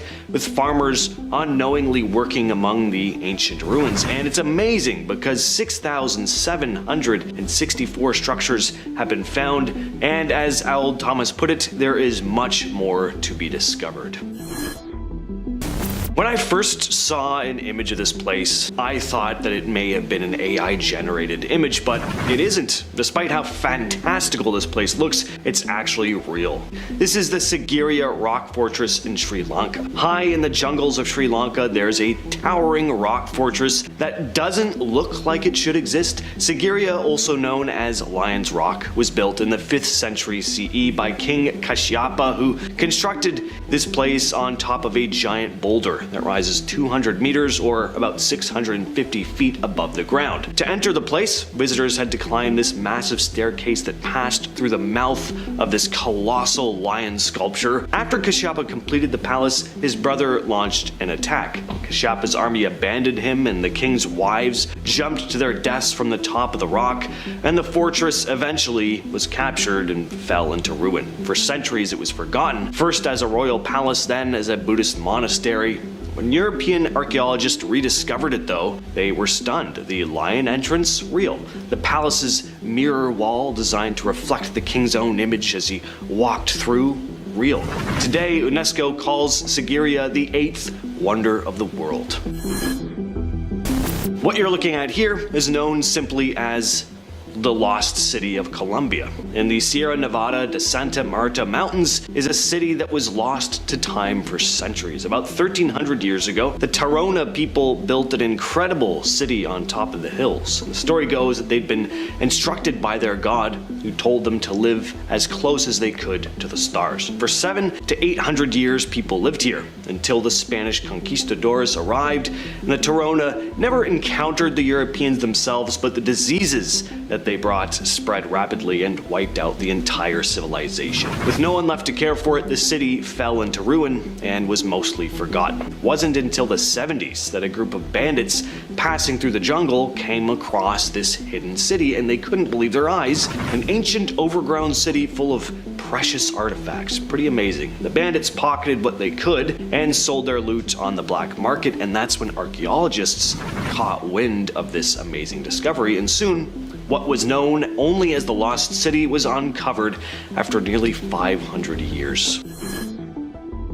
For centuries, there's been a legend of this hidden city deep in the jungles of Honduras. Hernan Cortez, the infamous Spanish conquistador, heard rumors of what was called the White City, or the City of the Monkey God, a place said to be full of unimaginable wealth. Cortez searched and searched, but he never found it, and neither did anyone else for hundreds of years. But the legend never went away. Even Charles Lindbergh, the famous American aviator, claimed to have seen this city while flying over the country. Others swore that they'd found it, but for one reason or another, they couldn't or wouldn't reveal its location. Then in the early 2000s, archaeologists came across something almost by accident. A team following the path described by one of the more eccentric individuals who claimed to have discovered it ended up finding this massive ancient city exactly where he said it would be. Deep in the rainforest, they uncovered a pyramid and a series of stone sculptures, remnants of some advanced civilization that had vanished more than 1,000 years before. Now, it's still not 100% certain if this truly is the city of the monkey god Cortez spoke of, but it is still proof of a lost civilization. The lost city, now known as La Ciudad Blanca, is just a reminder that legends are sometimes closer to reality than we may realize. What you're looking at here is the ancient city of Tikal, deep in the Guatemalan rainforest. This ancient Mayan city, thought to have been called Yaxmutal, was once the capital of a powerful Maya kingdom, occupied from around 200 to 900 CE. There were huge pyramids, royal palaces, massive stone monuments, some still standing today. As you can see, like a lot of Mayan cities, it's not super clear why it was abandoned. Could have been a combination of things, lack of resources, environmental changes. It wasn't until 1848, though, that an organized expedition rediscovered the place, but it's still one of the largest and best preserved archaeological sites in the Americas. These are the rice terraces of the Philippines. They're a pretty breathtaking feat of ancient engineering. These terraces, carved into the steep slopes of the Cordillera Mountains over 2,000 years ago, are often called the eighth wonder of the world, and for good reason. The terraces were designed to grow rice, but the real magic is in how they were built, using the natural contours of the land and without modern technology. Generations of indigenous Ifugao people with basic tools created all of this. It's said the Ifugao people didn't just build the terraces, they became the land. They engineered intricate irrigation systems, creating channels and bamboo pipes that bring water from nearby rivers all the way up to the fields so that the crops are healthy even in the dry season. What's even crazier is that these terraces are still in use today. People are still farming rice on the very same terraces that were built over 2,000 years ago. San Agustin Archaeological Park in Colombia is home to the largest collection of megalithic sculptures in Latin America and is considered the world's largest necropolis. There are all kinds of statues here, which were likely carved between 5 and 400 CE. You'll find gigantic anthropomorphic figures of jaguars, crocodiles, and birds. Some statues stand as high as 23 feet, or about 7 meters. Others are smaller, but still very impressive. We still don't know exactly who created them or why. What is clear is that a lot of the statues appear to guard burial mounds, which means maybe the ancient culture believed in protecting the deceased in the afterlife. The site was first documented by a Spanish monk in the 18th century, but it wasn't until much later that serious excavations happened. And today, San Agustin is an UNESCO World Heritage Site with over 500 statues scattered across more than 50 square kilometers. Great Zimbabwe, found in modern-day Zimbabwe, is one of Africa's most incredible ancient sites and the largest collection of ruins south of the Sahara. Legend has it that this is where the biblical Queen of Sheba once ruled, but in reality the city existed between the 11th and 15th centuries. The exact identity of the people who built it was debated for years, with a lot of the colonial government in Rhodesia outright refusing to believe that the advanced city was built by native Africans, but today it's generally accepted that the Shona people built the city. At one point, Great Zimbabwe was home to around 18,000 people, and its massive stone walls, some reaching 5 meters or about 16.5 feet in height, were built without any mortar. Nan Madol in Micronesia is an ancient city built on over 100 tiny islets, earning its nickname Venice of the Pacific. There's a lot of mystery behind how it was built. Local legends say two wizard brothers, Olishipa and Oloshipa, arrived from across the sea in a giant canoe, and they wanted to create a place to honor the gods of the sea and harvest. After two failed attempts to move giant stones to the site, they used the magic of a dragon to levitate the blocks. Nan Madol's construction is still being studied today. The people who built it didn't have pulleys, cranes, no metal tools, so it's believed they moved nearly 2,000 tons of stone every year for over 400 years. How they manage this, especially in such a remote area, is still one of history's greatest mysteries. Angkor Wat in Cambodia is one of the most jaw-dropping ancient structures in the world. It's also the largest religious monument in the world. It was originally built in the early 12th century, designed as a Hindu temple dedicated to the god Vishnu. By the 14th century, it had become a Buddhist temple, which it remains to this day. The entire temple complex is surrounded by a massive moat. The main temple rises up with 5 towering spires representing the 5 peaks of Mount Meru, the center of the Hindu universe. The walls are etched with incredible images of mythical creatures and battle scenes, and the craftsmanship is so intricate that it really feels like a completely different world. And that's just from images and video I've seen, I can only imagine what it'd be like actually stepping into this place. And Angkor Wat is just part of what was once a much larger city, Angkor, which once housed over 1 million people. And that's massive when you consider it was built in a time long before cranes and other modern tools. Over the centuries, the jungle slowly is creeping back in and it's overtaking a lot of the city, leaving behind this incredible hidden world that wasn't fully rediscovered until the 19th century. Definitely a place I gotta add to my list of places I want to go. Out in the western Cape York region of Australia, there's this odd stretch of land, more than 60 kilometers long, where the earth just bulges up in huge mounds. For years, researchers have been trying to figure out what the hell they are, even though the local Chungunji people have been telling everyone that these mounds were burial sites. Nobody took them seriously. Instead, scientists came up with all sorts of bizarre ideas. Like, they even suggested that birds were somehow responsible for creating the 250 mounds. Yeah, birds. Well, in 2018, they decided to use radar to scan 11 of the mounds. And big shocker here, the natives have been right all along. Not only did the mounds have human remains inside, but they also uncovered old artifacts like spears, flowers, and coral. Some of the mounds could be as old as 6,000 years. Basically, around the same time the Egyptians were building the pyramids.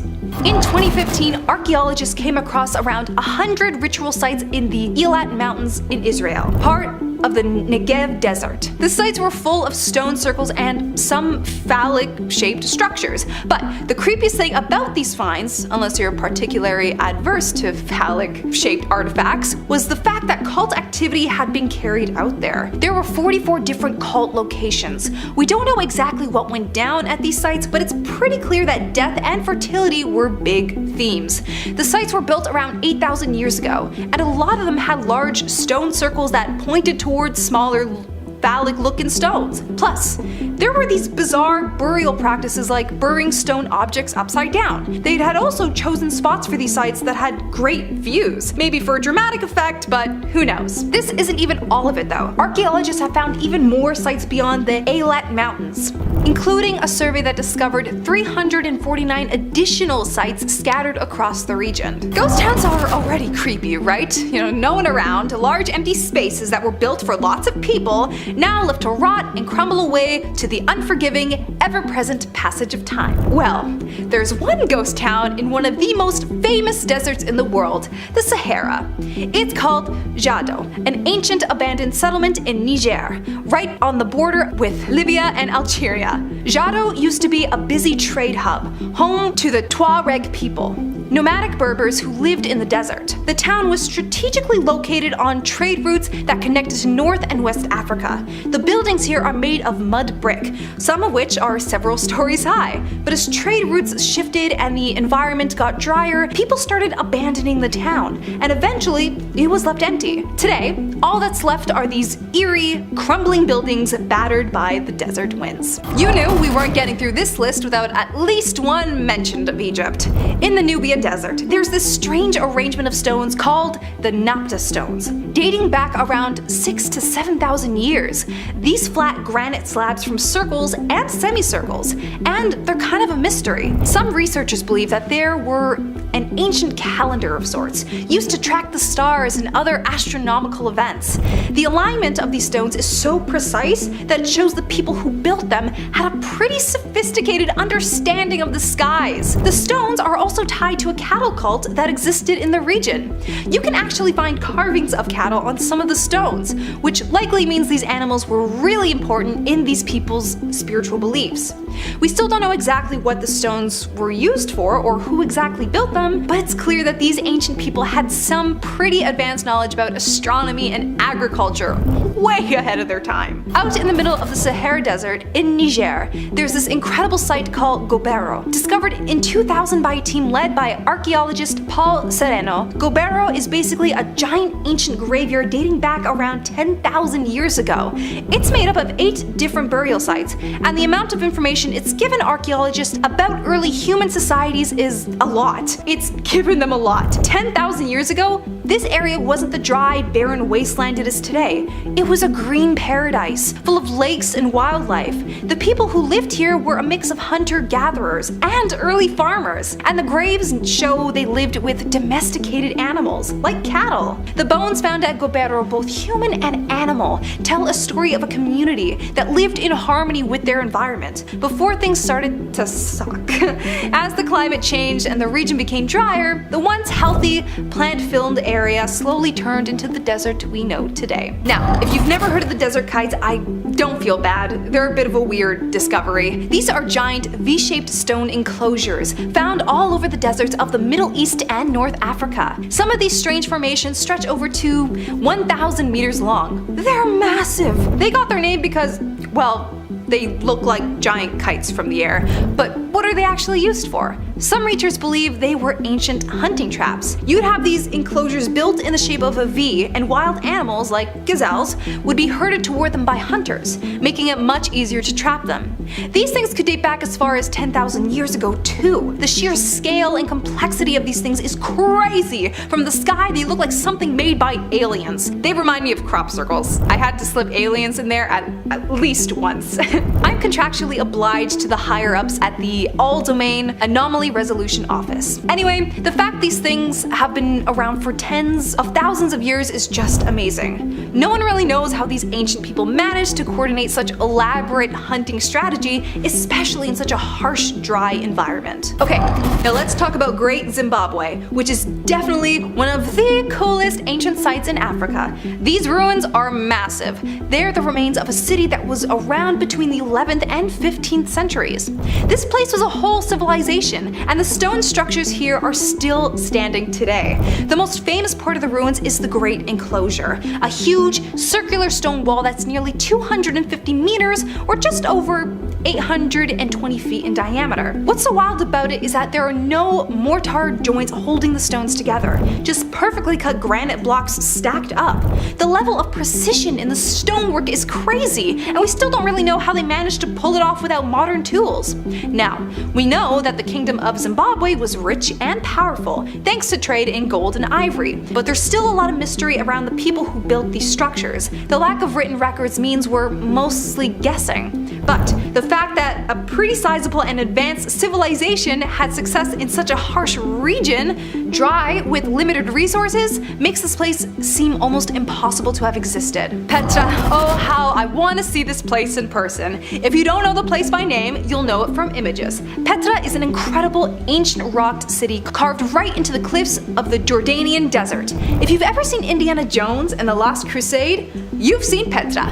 This place is so much more than just a cool looking set piece though. It was built by the Nabatean people around the 4th century BCE. And for centuries, it was a major trade hub. The city's carved into red sandstone mountains, and its most famous structure is the Al-Khazni, or the Treasury, which has a breathtaking, intricately carved facade. The entire city wasn't just built on the surface though. They carved out entire tombs, temples, and houses into the rock itself.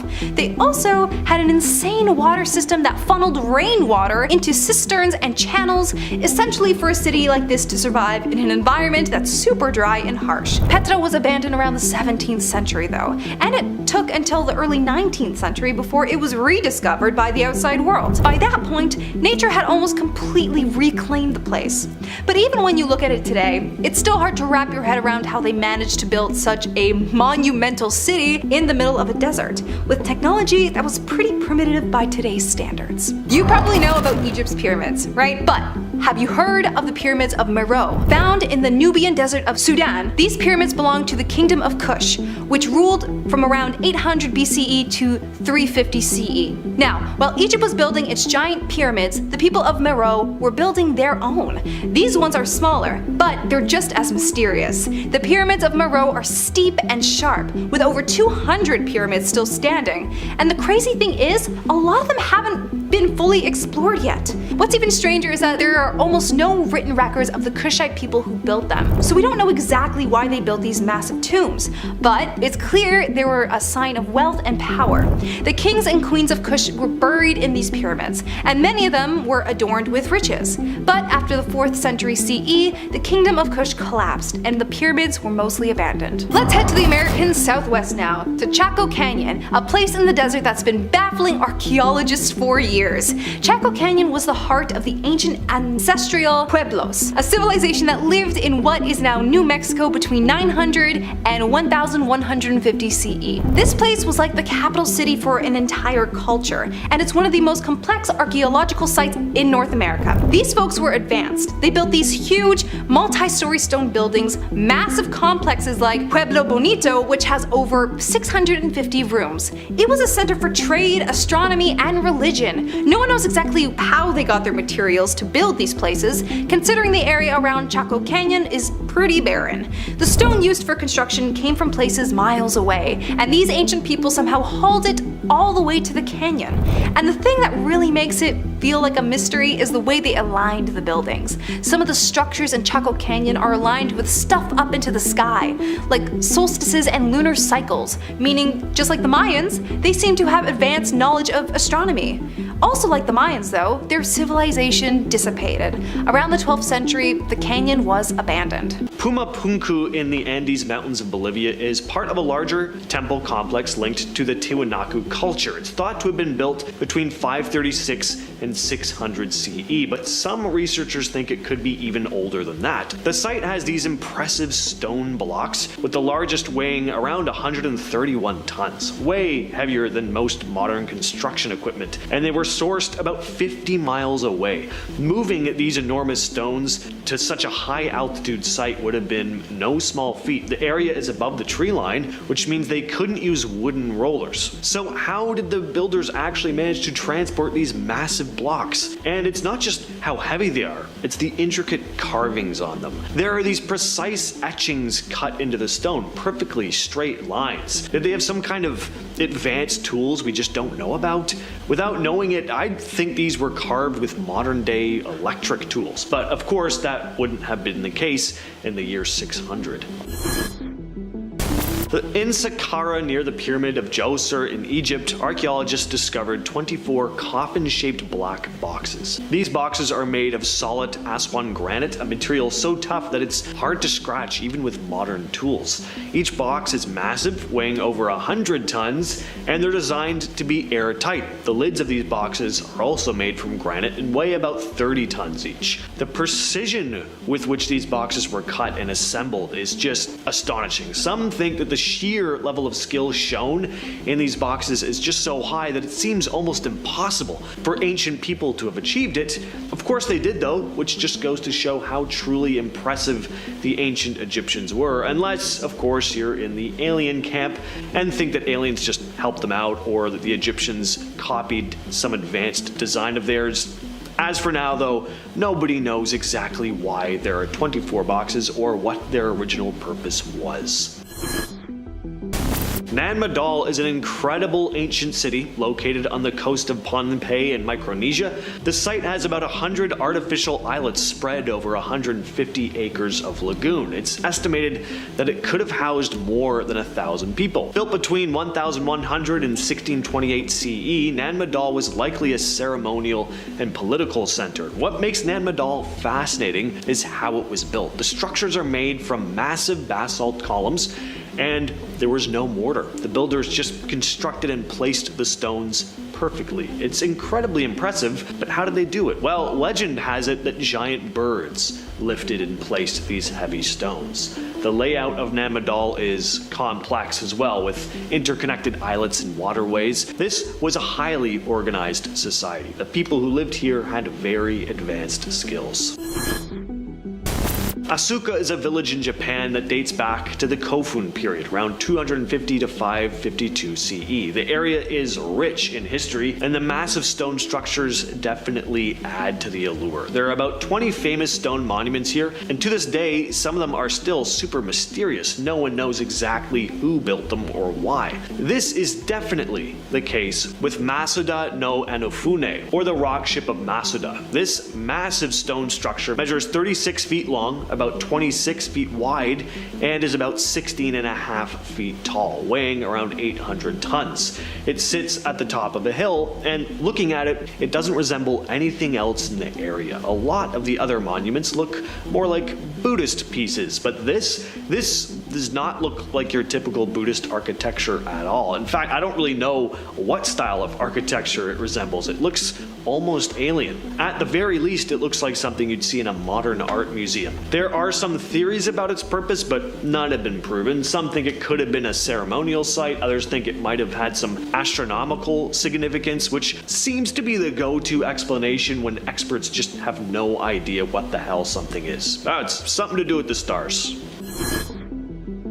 The Longyu Caves are a group of 24 man-made caves in China. The caves were carved out of sandstone, and as for who built them and why, no one knows. They were mentioned in a 17th century poem, but no one really knows exactly when they were created. Some clay pots found in the silt inside the caves have been dated back between 206 BCE and 23 CE though. Another cool thing about these caves is that they were found by accident. In June of 1992, 4 farmers drained some ponds in their village, and there they were. What they thought were just ponds turned out to be huge man-made caverns. After doing some digging, they discovered 19 more caverns nearby too. The caves could be over 2,000 years old, but there are no historical records detailing how or why they were built. But how would they have been constructed though? Well, with the types of tools available at the time, it would have required around 1,000 skilled workers digging 24 hours a day for many years to complete a project like this. Another odd part, there's no evidence of where all the rubble went. It's estimated that over 1 million cubic meters of stone were removed, but not a single trace of it has ever been found. The walls of Sacsayhuaman. I was saying that, Sacsayhuaman. They're a very impressive feat of ancient engineering found just outside Cusco, Peru, built by the Inca in the 15th century. It's a massive fortress famous for its enormous stone walls made from giant blocks, some weighing up to 200 tons. And aside from how heavy they are, the stones fit together so nicely and tightly that you can't even slide a toothpick between them. Sacsayhuaman indeed. This site would have been used as a fortification and for ceremonial practices. The walls are arranged in a zigzag pattern, which makes the place effective for defense. But how did the Incas manage to transport and shape these massive stones without modern tools? Well, there are theories. They could have used wooden sledges or ramps, but no one really knows for sure. When the Spaniards arrived and took over Cusco, they were so amazed by the walls that they believed only demons could have built such an incredible structure. They even tried to tear down parts of it, but the boulders were just too heavy for them to move. The stone spheres of Costa Rica, also known as the Diquis spheres. These perfectly round stone spheres range in size from just a few inches to over 8 feet in diameter, with some weighing as much as 16 tons. They're found mainly in the Diquis Delta and the nearby Isla del Cano. Most of these spheres are made of a hard type of granite called granodiorite, and they're believed to have been created by the now extinct Diquis culture between 500 CE and 1500 CE. How did they carve such perfectly round, smooth stones? We don't know for sure. Some researchers think they might have used tools made from harder materials or just had techniques that we can't fully understand today. There are also myths and legends that the Diquis people had a potion that they used to soften the rocks and sculpt them. All we know for sure is that the precision and craftsmanship here is very impressive. What about what they were used for? The main theory is that they were used to mark the burial sites of important people. There's always the possibility though that they built them just because. I mean, why not? They look nice. Unfortunately, a lot of these spheres have been moved or destroyed over the years. Only about 30 are still in their original locations.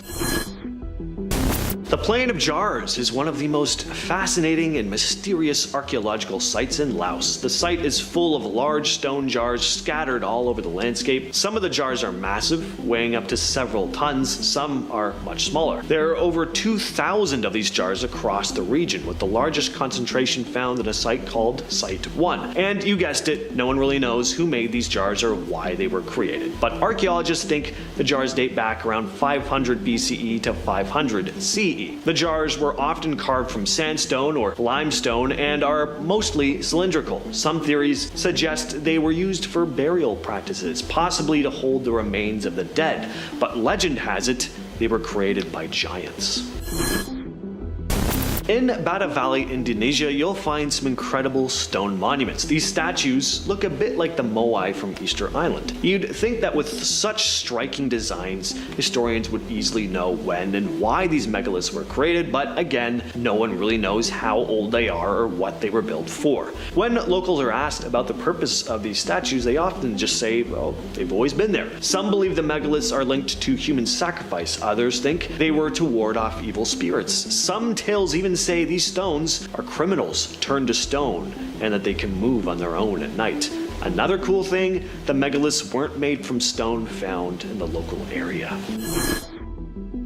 The Olmec colossal heads. These are some of the most beautiful artifacts from the ancient world and some of the most intriguing. They were crafted by the Olmec civilization, which lived on the Gulf of Mexico between 1200 BCE and 400 BCE. The heads seem to represent important Olmec rulers, given how difficult it would have been to construct them, and the fact that each and every one of them are unique. So far, 17 of these heads have been found, with 10 from San Lorenzo and 4 from La Venta, both major Olmec sites. Each head is carved from a single basalt boulder, and some of these massive stones were transported over 62 miles to where they stand today. They're actually older than the more famous moai of Rapa Nui. You can tell by looking at them that they're incredibly heavy, 6 tons at the smallest to over 50 tons for the largest, which was never completed. We still don't know exactly how the Olmec moved these gigantic boulders. In fact, we don't really know a whole lot about the Olmecs at all. These heads are some of the few clues we have about their civilization,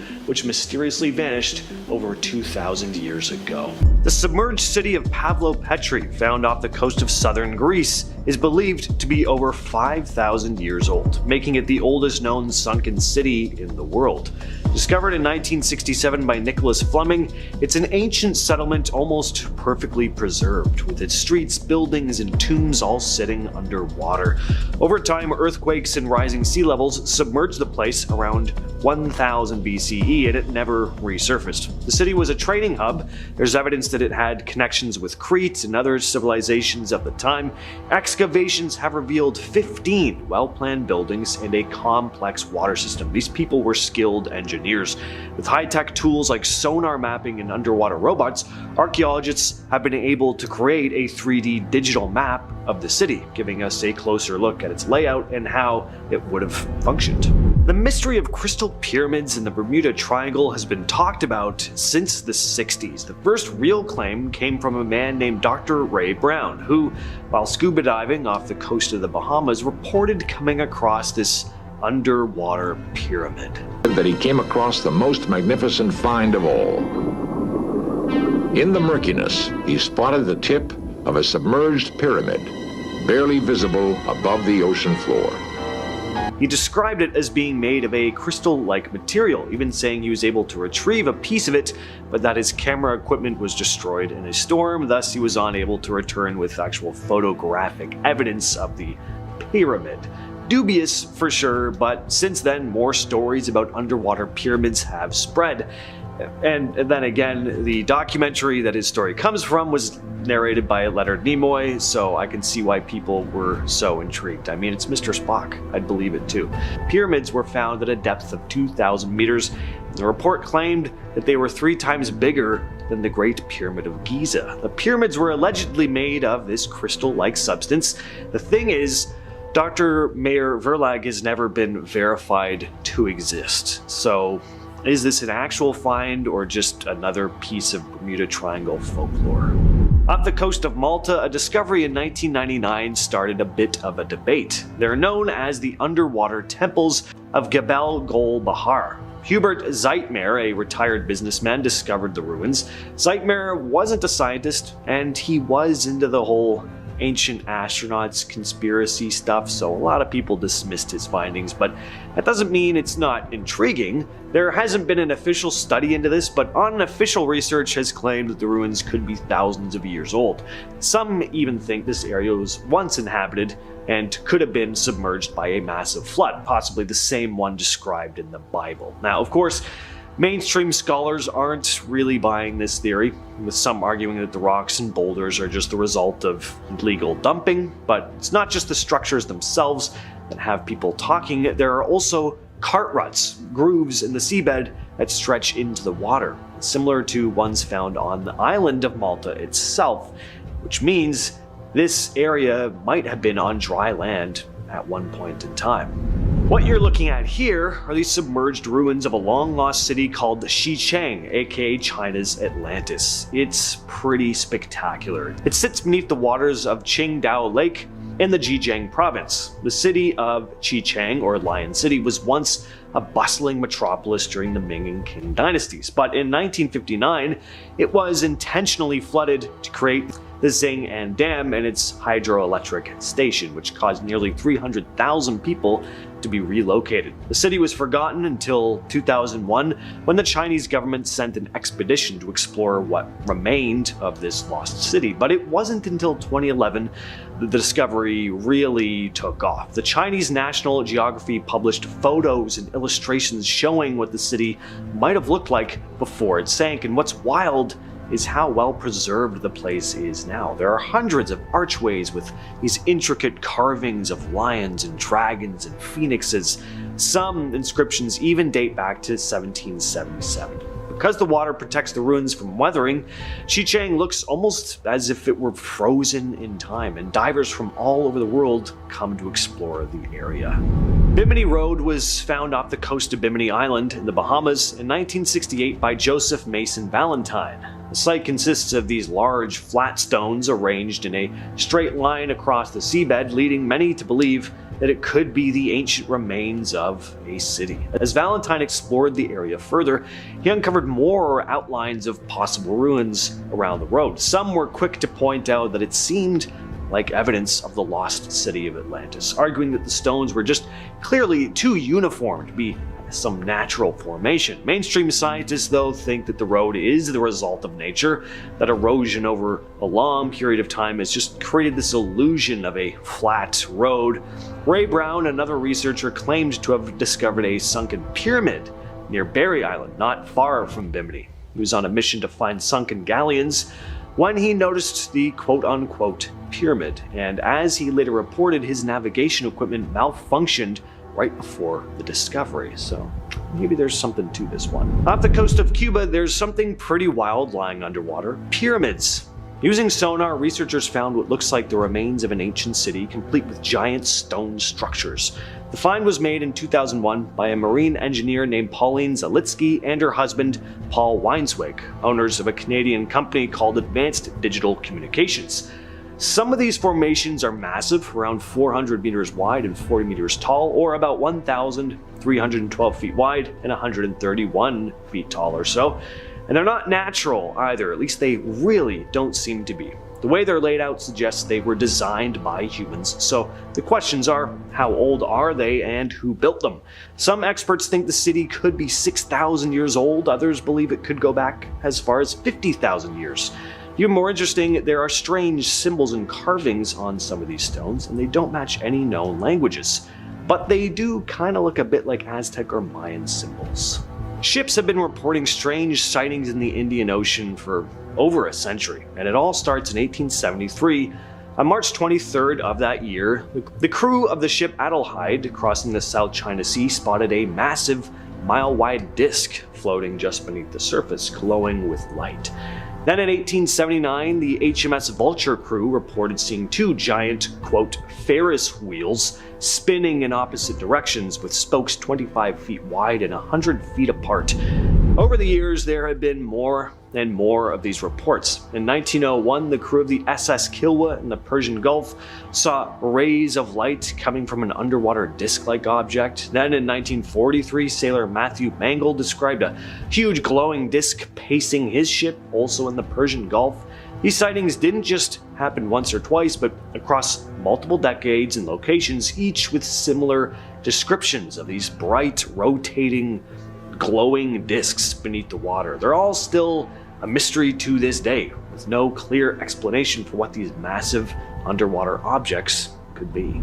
At one time, the city of Neapolis was an important Roman city in Tunisia, until it was destroyed by a tsunami in 365. The same disaster hit Alexandria down the coast, but Neapolis was completely wiped out and stayed lost for over 1700 years. Then in 2017, after 7 years of digging, archaeologists rediscovered it. Even though Neapolis was a Roman city, it sided with Carthage during the Punic Wars, which led the Romans to mostly just ignore this place in their records. But when they started uncovering this city, they found it was much bigger and more developed than they would have expected. One of the coolest finds was over 100 tanks used to make garum, a popular fish sauce in ancient Rome. And it turns out Neapolis might have been one of the top producers of it. In 2007, underwater archaeologist Mark Hawley discovered something incredible in Lake Michigan, a structure that looks a lot like Stonehenge, known as the Michigan Stonehenge. This underwater arrangement of stones sits about 40 feet below the surface and forms this circular pattern. And some of the stones even appear to be lined up in a straight row, which is certainly strange. So what are these stones doing there? Could they be the remnants of an ancient civilization? The way these stones are laid out suggests they were carefully arranged this way, not formed naturally. One of the most curious finds is a rock with what looks like it might have a mastodon carved into it. And to make it even more mind-blowing, these stones are thought to be around 9,000 years old, predating Stonehenge by about 4,000 years. This last one's different from pretty much everything else on this list. It's not an ancient city, but it's creepy all the same. A cemetery of sunken Japanese World War II ships. In 1944, Chuuk Lagoon in Micronesia was the site of Operation Hailstone, where US fighter planes bombed Japanese warships, and today, this lagoon is home to over 60 shipwrecks, remnants of that brutal battle. It's all just sitting underwater now, corroding ships, tanks, and cars are even scattered across the seabed. As divers swim through the site, they might find barnacle-covered firearm, old gas masks, abandoned medicine bottles, personal items, all just frozen in time. Some of these wrecks even have the bones of soldiers who died in the battle. It's incredibly eerie, no doubt. In 2017, Antarctica saw a dramatic event when a massive hole, roughly the size of Ireland, appeared in its ice. Known as a polynya, this hole, which stretches across 78,000 square kilometers, is the largest of its kind observed since the 1970s and the first to form in 40 years. Located in the Weddell Sea of the Southern Ocean, this giant opening was created by warmer, saltier water from deeper ocean layers rising up and melting the ice above. As this warm water encounters the colder surface water, it cools and sinks only to be reheated and pushed back to the surface in a continuous cycle. While scientists are still puzzling over the exact reasons behind the formation of these giant holes, some suggest they might be used by marine mammals for breathing. Researchers are actively studying these intriguing holes to better understand their formation and impact on the Antarctic environment. In Antarctica's fossil-rich regions, scientists have uncovered remarkably well-preserved remains of ancient forests that date back around 120 million years. These forests thrived when Antarctica was part of the supercontinent Gondwana, a far cry from the icy desert it is today. Some imaginative theories suggest these fossilized forests might be be remnants of an ancient lost civilization. While these ideas definitely capture the imagination, the current scientific consensus is that these fossils are valuable clues about Antarctica's warmer, greener past when it was home to lush vegetation and diverse ecosystems. Beneath the thick ice sheets of Antarctica lies a hidden marvel, the Gamburtsev Mountains. Stretching over 1,200 kilometers and rising up to 3,000 meters, about a third of the height of Mount Everest, these mountains remain largely concealed under a 2,000 to 4,000 kilometer thick ice layer. Discovered in 1958 by Russian scientists who noticed unusual gravity fluctuations while traveling across Antarctica, these mountains are named after Soviet geophysicist Grigory A. Gamburtsev. Despite never having directly observed these mountains, scientists use radar, gravity, and magnetic readings to study them and uncover their secrets. The Gamburtsevs have long puzzled researchers due to their age, estimated at around 1 billion years, as they should have eroded away over such a long period of time. One prevailing theory suggests that a frozen mantle may be shielding these ancient peaks from the relentless forces of erosion, preserving their grandeur beneath the ice. Antarctica is of course known for its harsh and freezing conditions, and because of this, it is home to some remarkable microorganisms, including a unique species of fungi that thrives in this icy environment. Unlike the fungi you might find in warm, forested areas, these Antarctic fungi have adapted to survive the extreme cold by feeding on the old wooden huts left behind by early explorers. Another intriguing type of fungi in Antarctica has been discovered living off of the petroleum leaks from abandoned fuel containers. This type of fungi is particularly interesting because scientists are exploring its potential for cleaning up larger oil spills around the world. By studying these resilient fungi, researchers hope to harness their capabilities for environmental cleanup and gain insights into how life can adapt to the most extreme conditions on Earth. You might have heard whispers online about mysterious pyramids hidden beneath Antarctica's icy surface. Some theories suggest that these could be ancient structures built by aliens, lost civilizations, or even long-lost explorers. However, before you start picturing an Antarctic version of Egypt's Great Pyramid of Giza,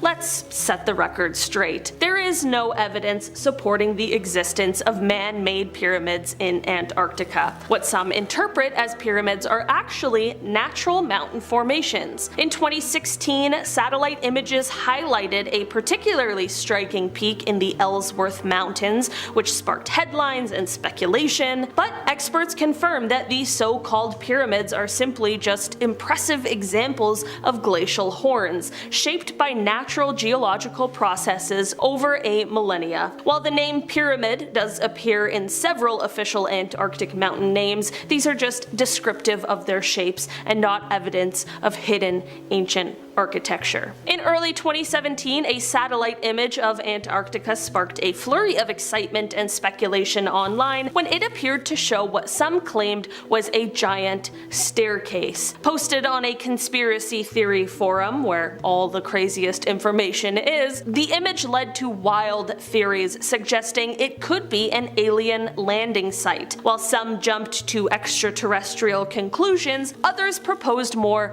plausible explanations, such as a glitch in the camera or snow formations. Despite the buzz, skeptics pointed out that the image lacked specific coordinates and could be a natural anomaly like snow dunes or ridges. Researchers and experts generally attribute such formations to natural processes rather than mysterious or alien origins, but the image certainly added another intriguing layer to the many conspiracy theories surrounding Antarctica. For this one, instead of just taking a look at this strange structure, we are climbing it. Well, Not we, but someone did. In January 2013, a team of climbers and filmmakers, including Leo Holding, Sean Leary, Jason Pickles, Chris Rabone, and Alistair Lee, tackled a new route up the northeast ridge of Ulvitana in Antarctica's Fenriskjeften Range. This 35-pitch route, stretching 1,750 meters, was the fourth ascent of Ulvitana, the highest peak in the range, known for its striking spire-like shape. Arriving on December 22nd, the team set up a festive base camp before spending 10 challenging days scaling the ridge through difficult 5.12 A2 terrain. Despite extreme cold, with temperatures dropping to -35 degrees Celsius and even a severe snowstorm, they reached the summit on January 24th. Although they had initially planned to base jump from the peak, dangerous weather conditions led them to descend via traditional methods. The team's adventure, marked by intense climbing and harsh conditions, was captured in a film and celebrated as a major achievement in Antarctic climbing. The Hollow Earth theory is like something straight out of a sci-fi adventure, suggesting that beneath Antarctica's icy crust lies a gateway to a colossal, hollow world. Imagine a hidden realm, complete with its own advanced civilization, ecosystems, and maybe even mystical creatures, all tucked away in Earth's hollow core. Although this theory captures the imagination and has inspired countless stories in speculative fiction, it doesn't necessarily hold up under scientific scrutiny. Geologists and researchers firmly argue that our planet is solid with a layered structure, not a giant empty sphere. But I've never been, so maybe one day. I don't know. I'm not going to the center of the earth. I'm not Josh Hutcherson. Despite its freezing temperatures, Antarctica is home to several volcanoes, including 4 on Ross Island. While most of these volcanoes are dormant, Mount Erebus stands out as the world's southernmost active volcano and Antarctica's second highest peak, reaching 3,800 meters. Over the past 30 years, Mount Erebus has shown increased volcanic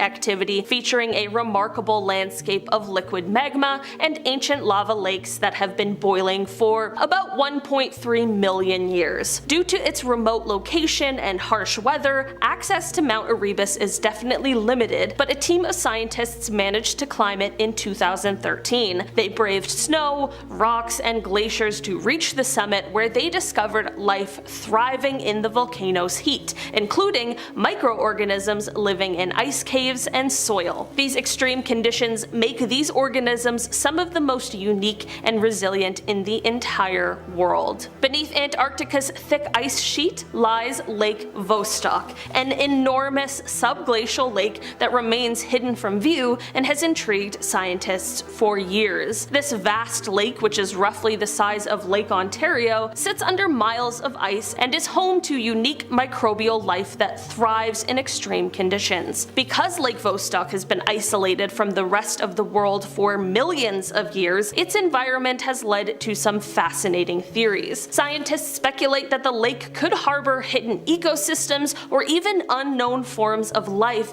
adapted to its extreme conditions. The discovery of these extremophiles, microorganisms that survive in such harsh environments, fuels excitement and curiosity, hinting at the possibility of life forms that could exist in other extreme environments, possibly even ones beyond our own planet. Starting off this list in our number 10 spot, we have the Kailasa Temple in India. This is one of the most jaw-dropping ancient wonders that seems almost impossible when you first hear about it. Carved directly into a massive rock face in the 8th century CE, this temple is part of the Ellora Caves complex, but stands out because it's entirely monolithic. It was crafted from a single piece of stone. What's even more astonishing is the method of its construction. Artisans started at the very top of the rock and excavated downward, a technique that required impeccable planning and precision since any mistake could ruin the entire structure. The temple is adorned with incredibly intricate carvings depicting deities, mythical creatures, and elaborate scenes that showcase the artistry of the time. Dedicated to Lord Shiva and designed to represent his Himalayan abode, Mount Kailash, the Kailasa temple, isn't just a feat of engineering, it's a masterpiece that continues to baffle and inspire architects and historians. Can you imagine creating something so magnificent without the aid of modern technology?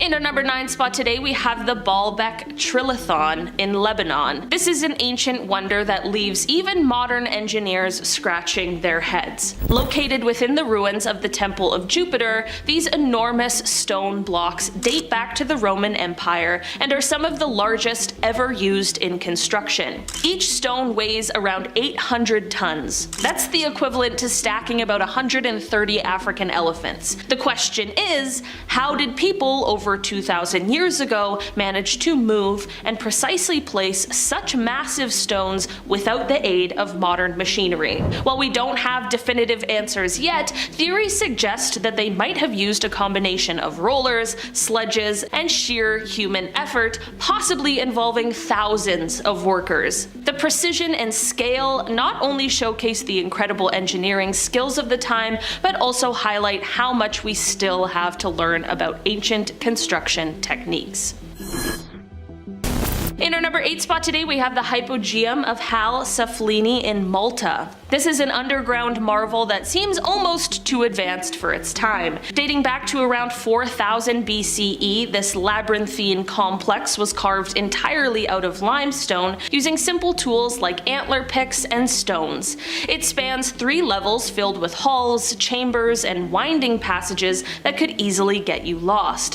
What's truly mind-blowing is the builder's sophisticated understanding of engineering and acoustics. Some rooms are designed to produce unique sound effects. Imagine chanting in a chamber that naturally amplifies your voice in haunting ways. The precise workmanship and planning required for such a feat are astounding, especially considering the limited technology available over 6,000 years ago. The Hypogeum not only served as an acropolis, but also stands as a testament to the incredible ingenuity of ancient civilizations.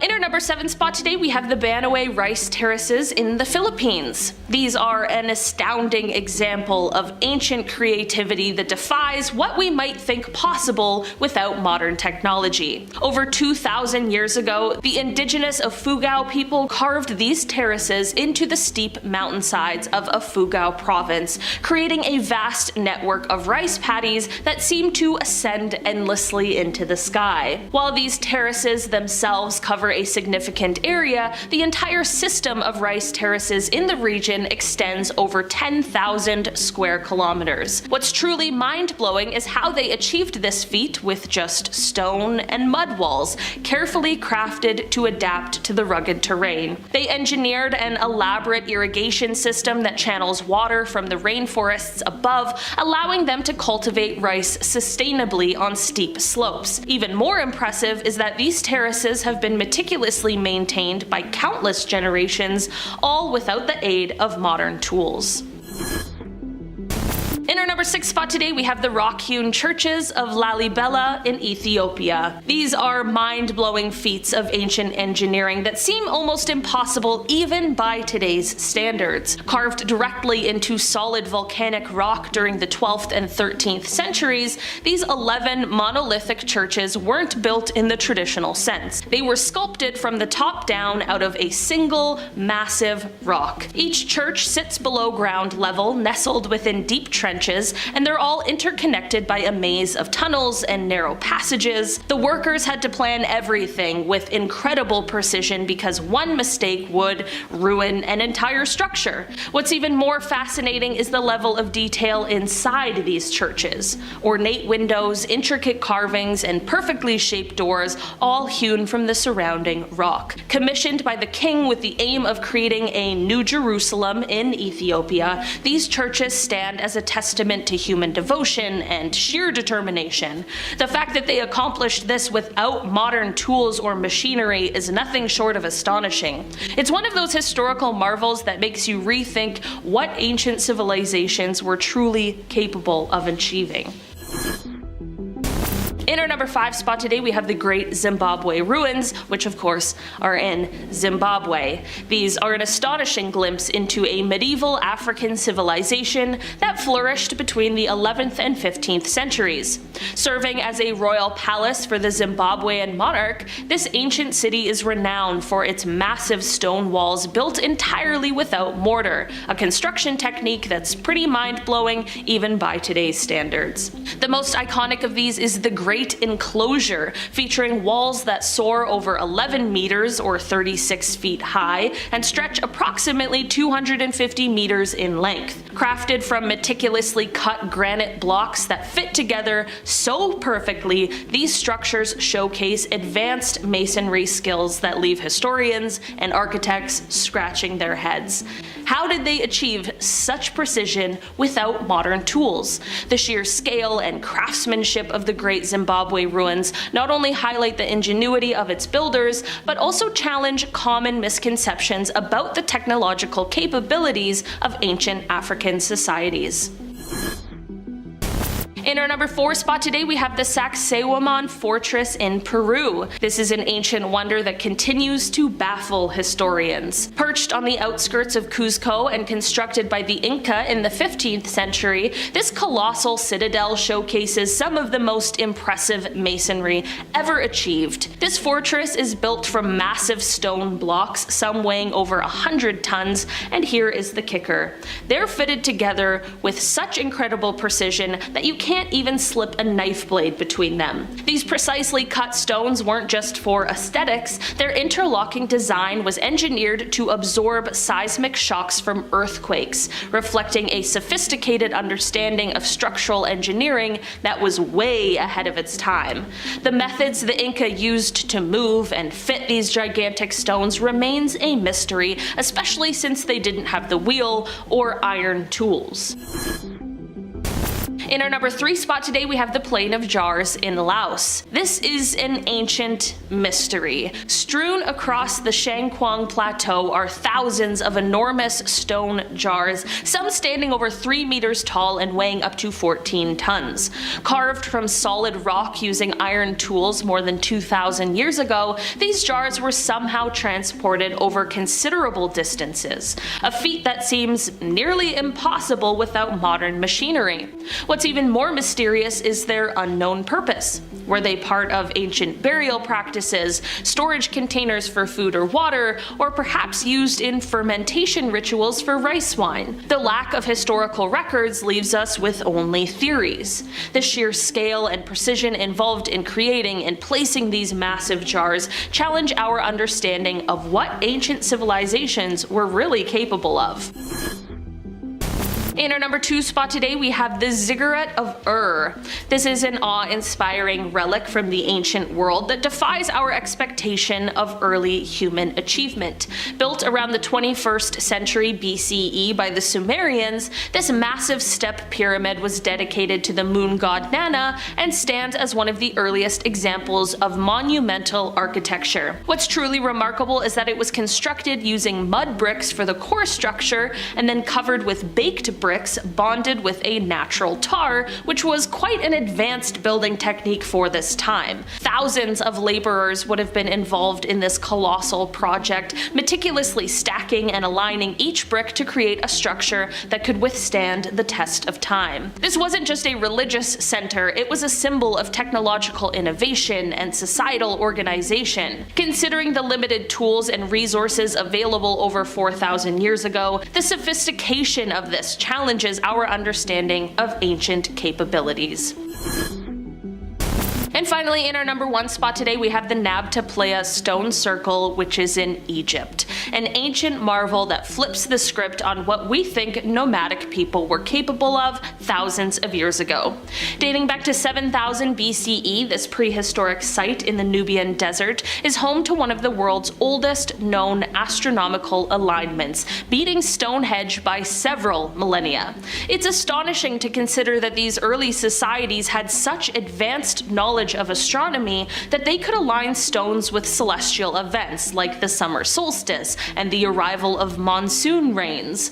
The stones were carefully arranged to track the movement of stars and planets, indicating a deep understanding of the cosmos. What's even more incredible is that this was accomplished by nomadic herders, not settled agriculturalists, showcasing their sophisticated observational skills and organizational abilities.